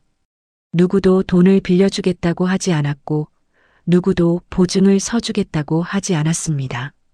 뉴스에 이름이 나간 사람에게 손을 내밀어 줄 만큼 의리 있는 사람은 강철의 인생에 한 명도 없었습니다. 저녁이 되었을 때 춘희가 거실에서 여행 가방을 싸기 시작했습니다. 빨간 딱지가 붙지 않은 것들만 골라 넣어야 했습니다. 옷가지 몇 벌, 세면도구, 속옷, 수건. 30년간 쌓아 올린 살림 중 가방 하나에 들어가는 것만 가져갈 수 있었습니다. 춘희의 손이 옷장을 더듬다가 한쪽 구석에서 낡은 코트 하나를 꺼냈습니다. 결혼 초 강철이 첫 번째 수주에 성공했을 때 사준 코트였습니다. 춘희가 코트를 안고 잠시 멈춰 섰습니다. 입술이 달싹였지만 소리는 나오지 않았습니다. 어디로 가는 건데? 도준이 물었습니다. 박강철이 핸드폰 화면을 바라보며 대답했습니다. 고시원. 고시원이요? 보증금 없이 들어갈 수 있는 데가 거기밖에 없어. 도준의 입이 닫혔습니다.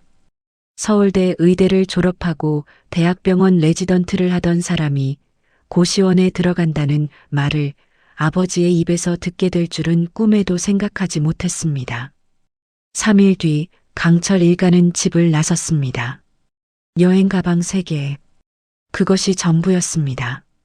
벤츠는 이미 압류되었기 때문에 택시를 불러야 했고 택시 기사는 목적지를 듣고 미세하게 눈썹을 올렸습니다. 서울 도심 고급 주택가에서 택시를 타고 관악구 고시원으로 향하는 세 사람의 뒷모습은 어떤 드라마보다 기묘한 장면이었습니다. 고시원 방은 3평이었습니다. 싱글 침대 하나, 책상 하나, 공용 화장실. 세 사람이 들어가면 돌아서기도 힘든 공간이었습니다. 춘희가 문을 열고 안을 들여다보는 순간 다리에서 힘이 빠졌습니다. 곰팡이 냄새가 코를 찔렀고 벽에는 누런 얼룩이 져 있었습니다. 형광등이 깜빡이며 불안정한 빛을 내고 있었죠. 여기서 사는 거야? 춘희의 목소리가 떨렸습니다. 강철이 가방을 바닥에 내려놓으며 대답했습니다. 여기밖에 없어. 춘희가 싱글 침대 끝에 걸터 앉았습니다. 스프링이 삐걱거리는 소리가 났고 매트리스에서 먼지가 일었습니다. 사흘 전 진주 목걸이를 걸고 한정식집 밀실의 가죽 의자에 앉아있던 여자가 지금 3평짜리 고시원 침대에 앉아 있었습니다. 춘희가 코트 주머니에 손을 넣었습니다. 손끝에 뭔가가 잡혔습니다. 꺼내보니 영수증 한 장이었습니다. 사흘 전 백화점에서 가방을 고르다가 남편에게 전화를 받고 뛰쳐나온 그 300만 원짜리 가방의 견적서였습니다. 춘희가 영수증을 한참 바라보다가 천천히 구겨서 바닥에 떨어뜨렸습니다. 그때 도준이 방 밖에서 조용히 말했습니다. 나는 따로 방 잡을게요. 강철이 고개를 들었습니다. 같이 있어. 아버지, 나는 여기서 같이 있을 수 없어요. 도준의 눈에는 분노도 슬픔도 원망도 없었습니다. 다만 아주 오래된 피로만이 남아 있었죠. 검찰에서 연락이 올 거예요. 아버지, 자진 출석하세요. 그게 나은 거예요. 강철이 아무 말도 하지 않았습니다. 도준은 자신의 가방을 들고 복도로 나갔습니다. 발자국 소리가 멀어지다가 계단을 내려가는 소리로 바뀌었고 그리고 사라졌습니다. 3평짜리 방에 2사람만 남았습니다. 강철이 벽에 등을 기대고 바닥에 주저앉았습니다. 춘희는 침대에 앉은 채 멍하니 천장을 바라보고 있었습니다. 형광등이 깜빡였고 복도에서 누군가의 기침 소리가 들려왔습니다. 춘희가 입을 열었습니다. 여보, 응? 우리가 그때 상견례 안 했으면. 강철이 고개를 돌려 아내를 바라보았습니다. 상견례 안 했어도 샴페인 안 부었어도 봉투 안 꺼냈어도 그냥 밥 먹고 나왔으면. 춘희의 눈에서 눈물이 흘렀습니다. 사흘 만에 처음 나오는 눈물이었습니다. 자존심이 드디어 바닥을 쳤기 때문이었죠. 강철이 대답하지 않았습니다. 대답할 수 없었습니다. 만약이라는 말은 이미 지나간 것에 대해서는 아무런 힘도 가지지 못하니까요. 고시원 창문 너머로 밤이 내리고 있었습니다. 서울의 불빛이 저 멀리서 반짝이고 있었지만 그 불빛 중에 이 3평짜리 방을 비춰주는 것은 하나도 없었습니다. 72시간이 끝났습니다. 한태주가 예고한 그대로 한치의 오차도 없이 강철 건설은 부도 처리되었고 자택은 압류되었고 명품과 보석은 빨간 딱지 아래 잠겼습니다. 그리고 2,300억의 제국을 세운 남자는 3평짜리 고시원 바닥에 앉아 깜빡이는 형광등을 올려다보고 있었습니다. 하지만 이것이 끝이 아니었습니다. 한태주가 준비한 것은 72시간의 몰락이 아니라 그 이후의 시간이었습니다. 일주일이 지났습니다. 고시원에서 보낸 일주일은 강철에게 50년 인생 전체보다 길게 느껴졌습니다. 3평짜리 방에서 일어나 공용 화장실에 줄을 서고 편의점 삼각김밥으로 끼니를 때우고 깨진 핸드폰 화면으로 자신의 이름이 적힌 뉴스를 읽는 하루가 반복되었죠. 검찰 소환장이 도착한 것은 나흘째 되던 날이었습니다. 부실 공사 및 비자금 조성 혐의. 강철은 소환장을 읽고 접어서 주머니에 넣었습니다. 놀랍지도 두렵지도 않았습니다. 이미 두려워할 것이 바닥난 사람에게 소환장 한 장은 깜빡이는 형광등보다도 덜 무서운 것이었으니까요. 하지만 강철을 진짜로 무너뜨린 것은 검찰이 아니었습니다. 엿새째 되던 밤 강철은 고시원 공용 TV에서 뉴스를 보다가 멈춰 섰습니다. 화면에 서초 재개발 3구역 아파트 단지가 비치고 있었고 앵커의 목소리가 흘러나왔습니다. 서초 재개발 3구역 아파트에 대한 긴급 안전 점검 결과 주요 구조물의 철근이 설계 기준보다 한 등급 낮은 것으로 확인되었습니다. 해당 단지에는 현재 2,300세대 약 5,000명의 주민이 거주하고 있으며 당국은 긴급 보수 공사가 완료될 때까지 부분 이주를 권고했습니다. 화면이 바뀌었습니다. 아파트 주민들이 인터뷰를 하고 있었습니다. 아이를 아는 젊은 엄마가 울먹이며 말했습니다. 여기서 3년을 살았어요. 아이가 처음 걸음마를 뗀 집이에요. 그런데 이 집이 위험하다니 어디로 가라는 거예요? 강철의 시선이 화면에 고정되었습니다.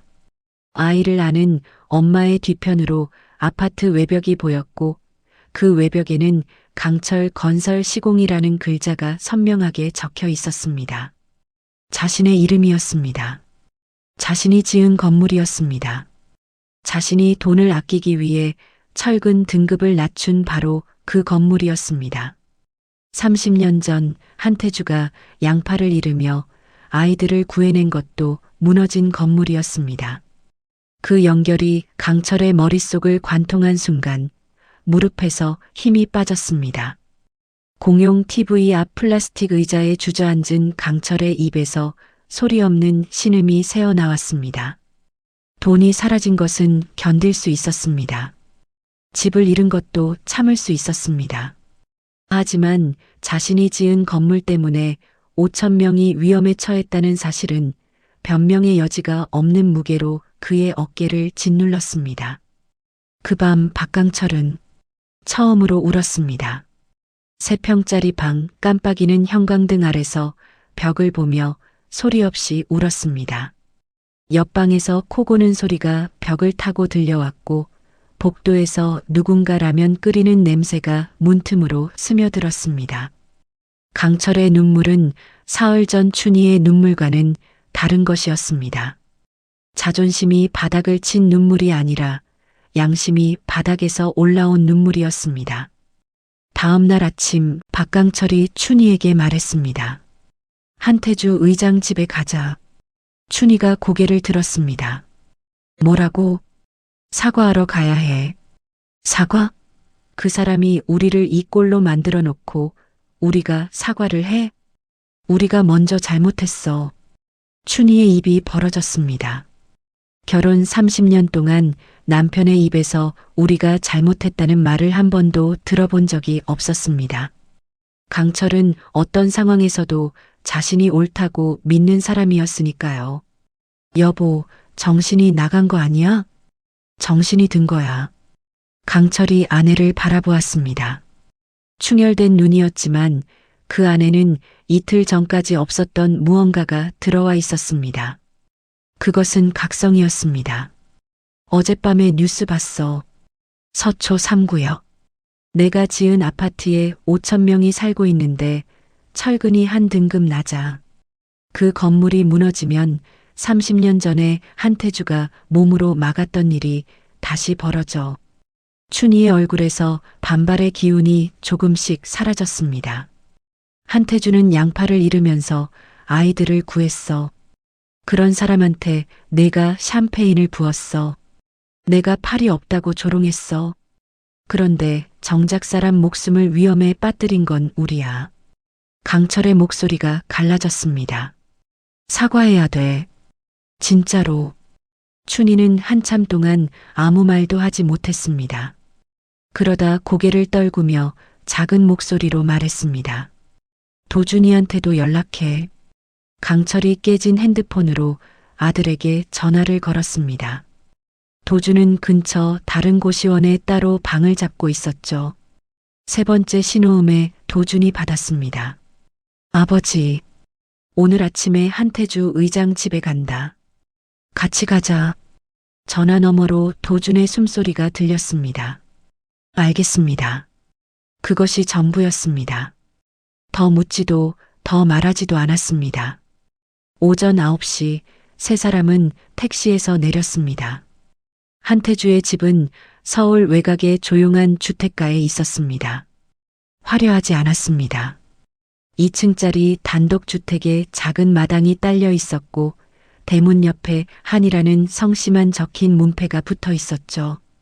수천억을 움직이는 사람의 집이라고는 믿기 어려울 만큼 소박했습니다. 강철이 대문 앞에 섰습니다. 초인종에 손을 올렸다가 멈추었습니다. 옆에 선 춘희의 눈이 흔들리고 있었고 뒤에 선 도준의 얼굴은 하얗게 질려 있었습니다. 강철이 초인종을 눌렀습니다. 잠시 뒤 대문이 열리고 서윤이 나왔습니다. 서윤의 얼굴을 보는 순간 도준의 숨이 멎었습니다. 일주일 전까지 자신이 사랑했던, 아니, 아직도 사랑하고 있는 얼굴이었습니다. 하지만 서윤의 눈은 일주일 전과 완전히 달라져 있었습니다. 그 안에는 도준에 대한 어떤 감정도 남아있지 않았습니다. 그리움도, 원망도, 미움조차도.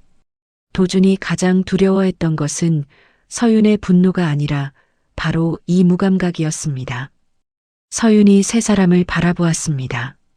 뭐하러 왔어요? 박강철이 한 발 앞으로 나섰습니다.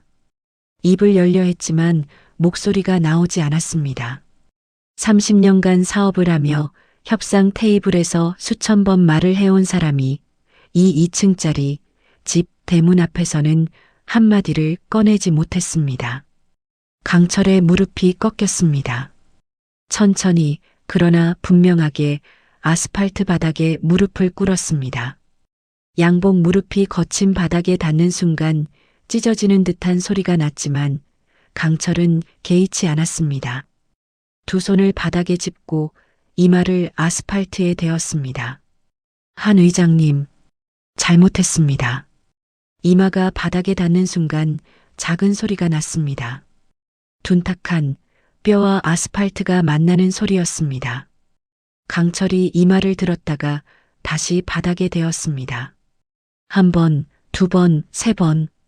이마 위로 붉은 자국이 번졌지만 멈추지 않았습니다. 제가 잘못했습니다.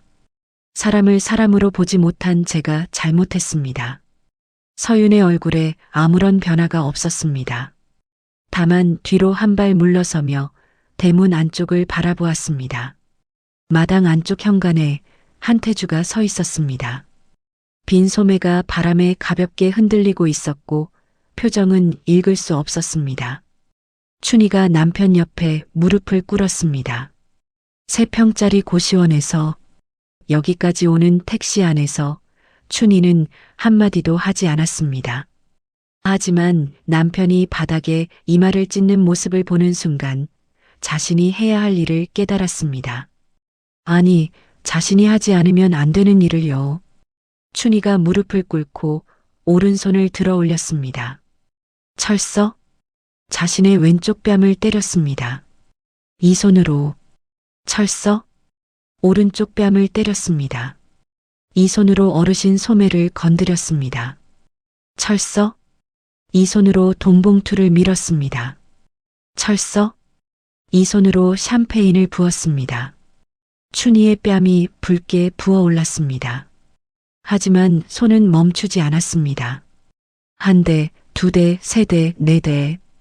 뺨을 때릴 때마다 목소리가 높아졌고 눈물이 터졌습니다.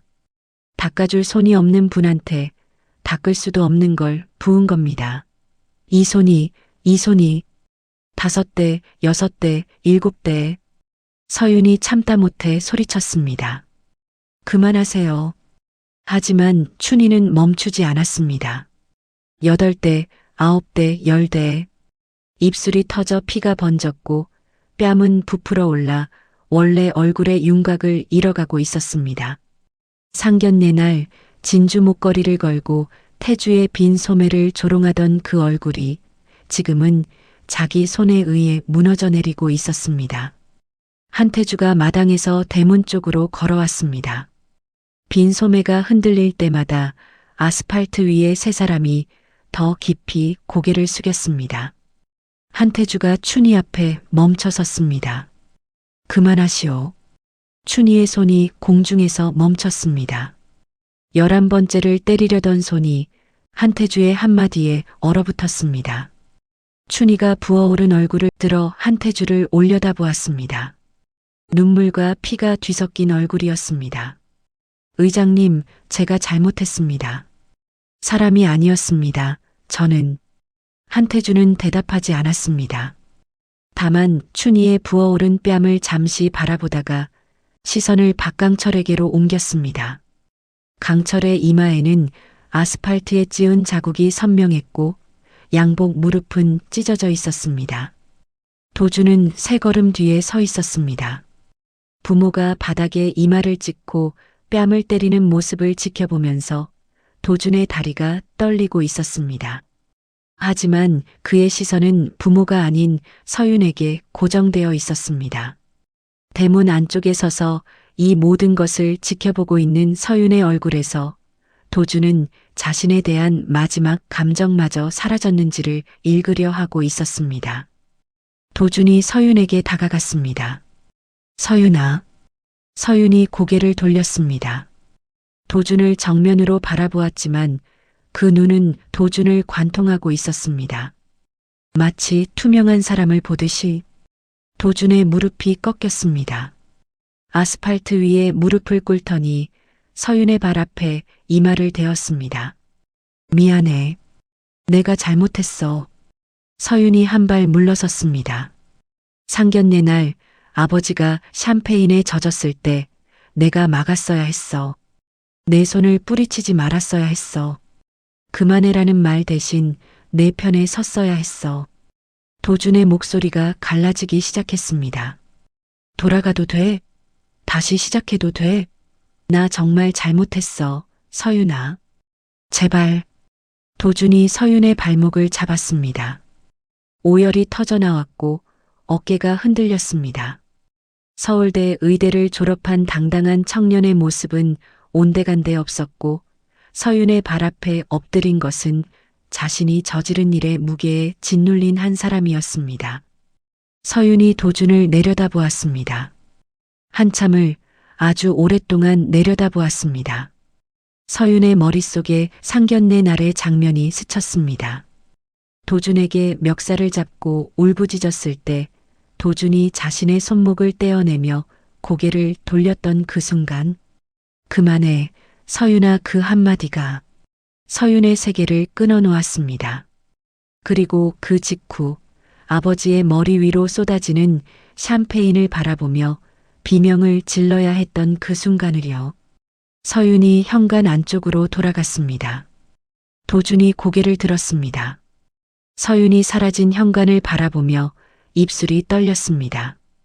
거절의 말이라도 들을 수 있다면 차라리 나았을 것입니다. 하지만 서윤은 말조차 하지 않고 돌아서 버렸습니다.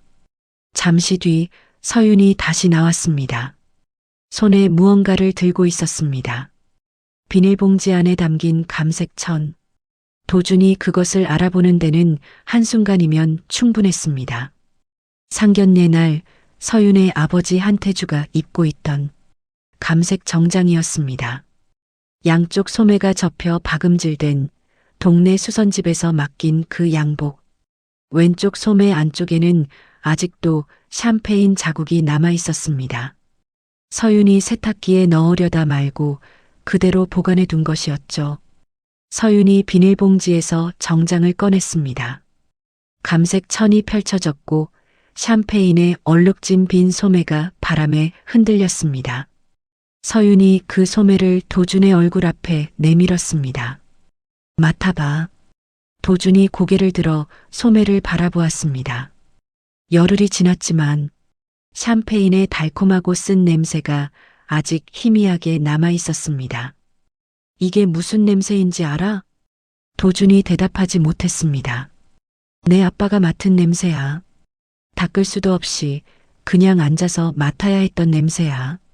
내 어머니가 부은 거야. 내가 고개를 돌리고 있는 동안에 서윤이 소매를 도준의 무릎 앞에 떨어뜨렸습니다. 감색 천이 아스팔트 위에 내려앉았고 빈 소매가 도준의 무릎 옆에 펼쳐졌습니다. 돌아갈 수 없어. 다시 시작할 수도 없어. 서윤의 목소리는 떨리지 않았습니다. 분노도 아니었고 슬픔도 아니었습니다. 이미 끝난 것에 대해 말하는 사람의 목소리였습니다. 나는 내가 미워서 이러는 게 아니야. 다만 그날 내가 고개를 돌린 순간 우리는 끝났어. 그건 내 부모가 끝낸 게 아니라 내가 끝낸 거야. 도준의 손에서 힘이 빠졌습니다. 서윤의 발목을 잡고 있던 손이 아스팔트 위로 미끄러졌고 오열이 터져 나왔습니다. 하지만 서윤은 더 이상 돌아보지 않았습니다. 현관으로 돌아가 문을 닫았고 문이 닫히는 소리가 아스팔트 위의 세 사람에게 마지막 마침표처럼 울렸습니다. 한태주가 대문 앞에 서서 세 사람을 내려다보고 있었습니다. 이마에서 피가 나는 강철, 뺨이 부어오른 춘이, 빈 소매를 안고 오열하는 도준. 일주일 전 한정식집 밀실에서 한태주를 내려다보며 웃던 세 사람이 지금은 태주의 집 앞 아스팔트에 엎드려 있었습니다. 태주의 눈에 어떤 감정이 스쳤는지는 알 수 없었습니다. 승리감이었을까요? 안도였을까요? 아니면 또 다른 종류의 슬픔이었을까요? 한태주는 한참을 세 사람을 바라보다가 나지막이 입을 열었습니다. 일어나시오. 세 사람이 고개를 들었습니다. 사과는 받겠소. 하지만 이것으로 끝이 아니오. 강철의 눈이 흔들렸습니다. 당신들이 진짜로 속죄해야 할 대상은 나도 아니고 내 딸도 아니오. 태주가 시선을 돌려 먼 곳을 바라보았습니다. 2층 집 너머로 서울의 하늘이 펼쳐져 있었고 그 어딘가에 철근이 한 등급 낮은 아파트에서 5천 명의 사람들이 불안에 떨고 있었습니다. 내가 제안이 하나 있소. 들어보겠소? 박강철이 아스팔트에서 무릎을 일으키며 조용히 고개를 끄덕였습니다. 솔직히 말씀드리면 이 다음에 한태주가 제안한 것은 저도 예상하지 못한 것이었습니다. 한태주의 제안은 이것이었습니다. 감옥에 보내지 않겠다. 박강철이 고개를 들었습니다. 춘희가 부어오른 얼굴로 한태주를 올려다보았고 도주는 눈물이 마르지 않은 채 귀를 기울였습니다. 감옥에 보내지 않겠다는 말이 무슨 뜻인지 세 사람 모두 즉각적으로 이해하지 못했습니다. 태주가 이어서 말했습니다. 감옥은 쉬운 길이요.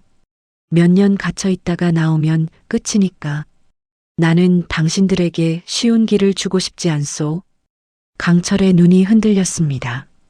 강철 건설 서초 3구역 부지를 기억하시오? 부실공사로 주민들이 이주해야 하는 바로 그 땅. 내가 그 부지를 인수해서 장애인 복합지원센터를 세울 거요. 태주가 강철의 눈을 정면으로 바라보았습니다.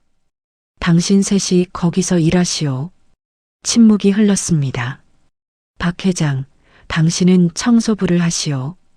매일 아침 센터에 복도를 쓸고 화장실을 닦고 쓰레기를 치우시오. 도준 어머님, 당신은 요양보호사를 하시오. 장애인들의 몸을 씻기고 옷을 갈아입히고 발을 닦으시오. 팔이 없는 사람이 세수하는 것이 어떤 일인지 직접 도와주면서 알게 될 거요. 태주의 시선이 도준에게로 향했습니다. 도준군, 당신은 의사요. 센터에서 장애인들의 건강을 돌보시오. 그것이 당신이 배운 것을 쓰는 올바른 방법이요. 박강철이 입을 열었습니다.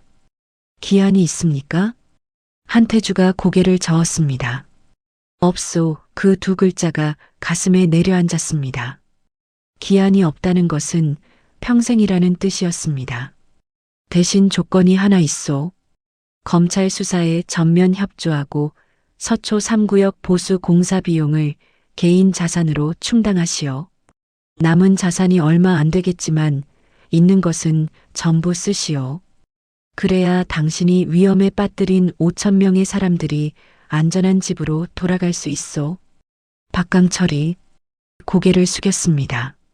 알겠습니다. 춘희도 고개를 숙였습니다. 도준도 고개를 숙였습니다. 세 사람의 대답이 끝나자 한태주가 조용히 돌아서서 집 안으로 들어갔습니다.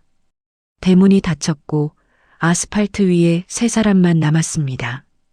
강철의 이마에서 흘러내린 핏자국이 바닥에 말라가고 있었고 춘희의 부어오른 뺨 위로 바람이 지나갔습니다. 석 달 뒤 장애인 복합지원센터가 개관했습니다. 강철 건설의 부실 공사가 벌어졌던 바로 그 땅 위에 새 건물이 올라갔습니다. 이번에는 철근이 한 등급 낮지 않았습니다. 이번에는 이면 계약서가 없었습니다. JS 글로벌이 직접 시공을 감리했고 설계 기준보다 한 단계 높은 자재가 투입되었죠. 개관식 날 센터 정문 앞에 사람들이 모였습니다. 한태주가 서윤의 안내를 받으며 센터 입구에 섰습니다. 빈 소매가 바람에 가볍게 흔들렸고 서윤이 아버지의 팔꿈치 윗부분을 잡아주고 있었습니다. 아무 말 없이도 척척 맞아 들어가는 부녀의 호흡은 석 달 전 한정식 집 앞에서와 조금도 다르지 않았습니다. 서윤이 아버지를 올려다보며 웃었습니다. 아빠, 오늘도 멋있다. 한태주가 나직이 웃었습니다. 석 달 전 상견례 날 아침과 같은 말이었지만 그 말이 울리는 공간은 완전히 달랐습니다. 테이프 커팅이 끝나고 사람들이 센터 안으로 들어가기 시작했습니다. 태주와 서윤이 복도를 걸었습니다. 넓은 복도의 한쪽 벽에는 30년 전 참사 당시의 사진이 걸려 있었고 그 옆에 이 센터의 설립 취지가 적혀 있었습니다. 이 센터는 몸의 일부를 잃었지만 삶을 포기하지 않은 모든 분들을 위한 곳입니다. 복도 끝에서 한 남자가 걸레를 들고 바닥을 닦고 있었습니다. 작업복을 입고 있었습니다. 3천억 수주의 건설사를 운영하던 손이 지금은 걸레자루를 쥐고 복도의 물기를 닦아내고 있었습니다. 박강철이었습니다. 한태주와 서윤이 다가오자 박강철은 걸레질을 멈추고 한 발 옆으로 비켜섰습니다. 고개를 숙인 채 두 사람이 지나가기를 기다렸습니다. 한태주가 강철 앞에서 잠시 멈추었습니다. 두 사람의 시선이 마주쳤습니다. 석 달 전 JS 글로벌 대회의실에서 마주쳤던 것과 같은 눈높이였지만 이번에는 아무런 말도 오가지 않았습니다. 태주가 작게 고개를 끄덕이고 지나갔습니다. 강철은 그 뒷모습을 바라보다가 다시 걸레를 들었습니다. 복도 맞은편 재활치료실에서는 나춘이가 한 할머니의 발을 닦고 있었습니다. 할머니는 양팔이 없었습니다. 교통사고로 잃었다고 했죠. 춘이가 따뜻한 물에 적신 수건으로 할머니의 발가락 사이를 하나하나 닦아주고 있었습니다. 석 달 전 젓가락으로 태주의 빈 소매를 톡 건드리며 웃던 손이 지금은 다른 사람의 빈 소매를 조심스럽게 받들고 있었습니다.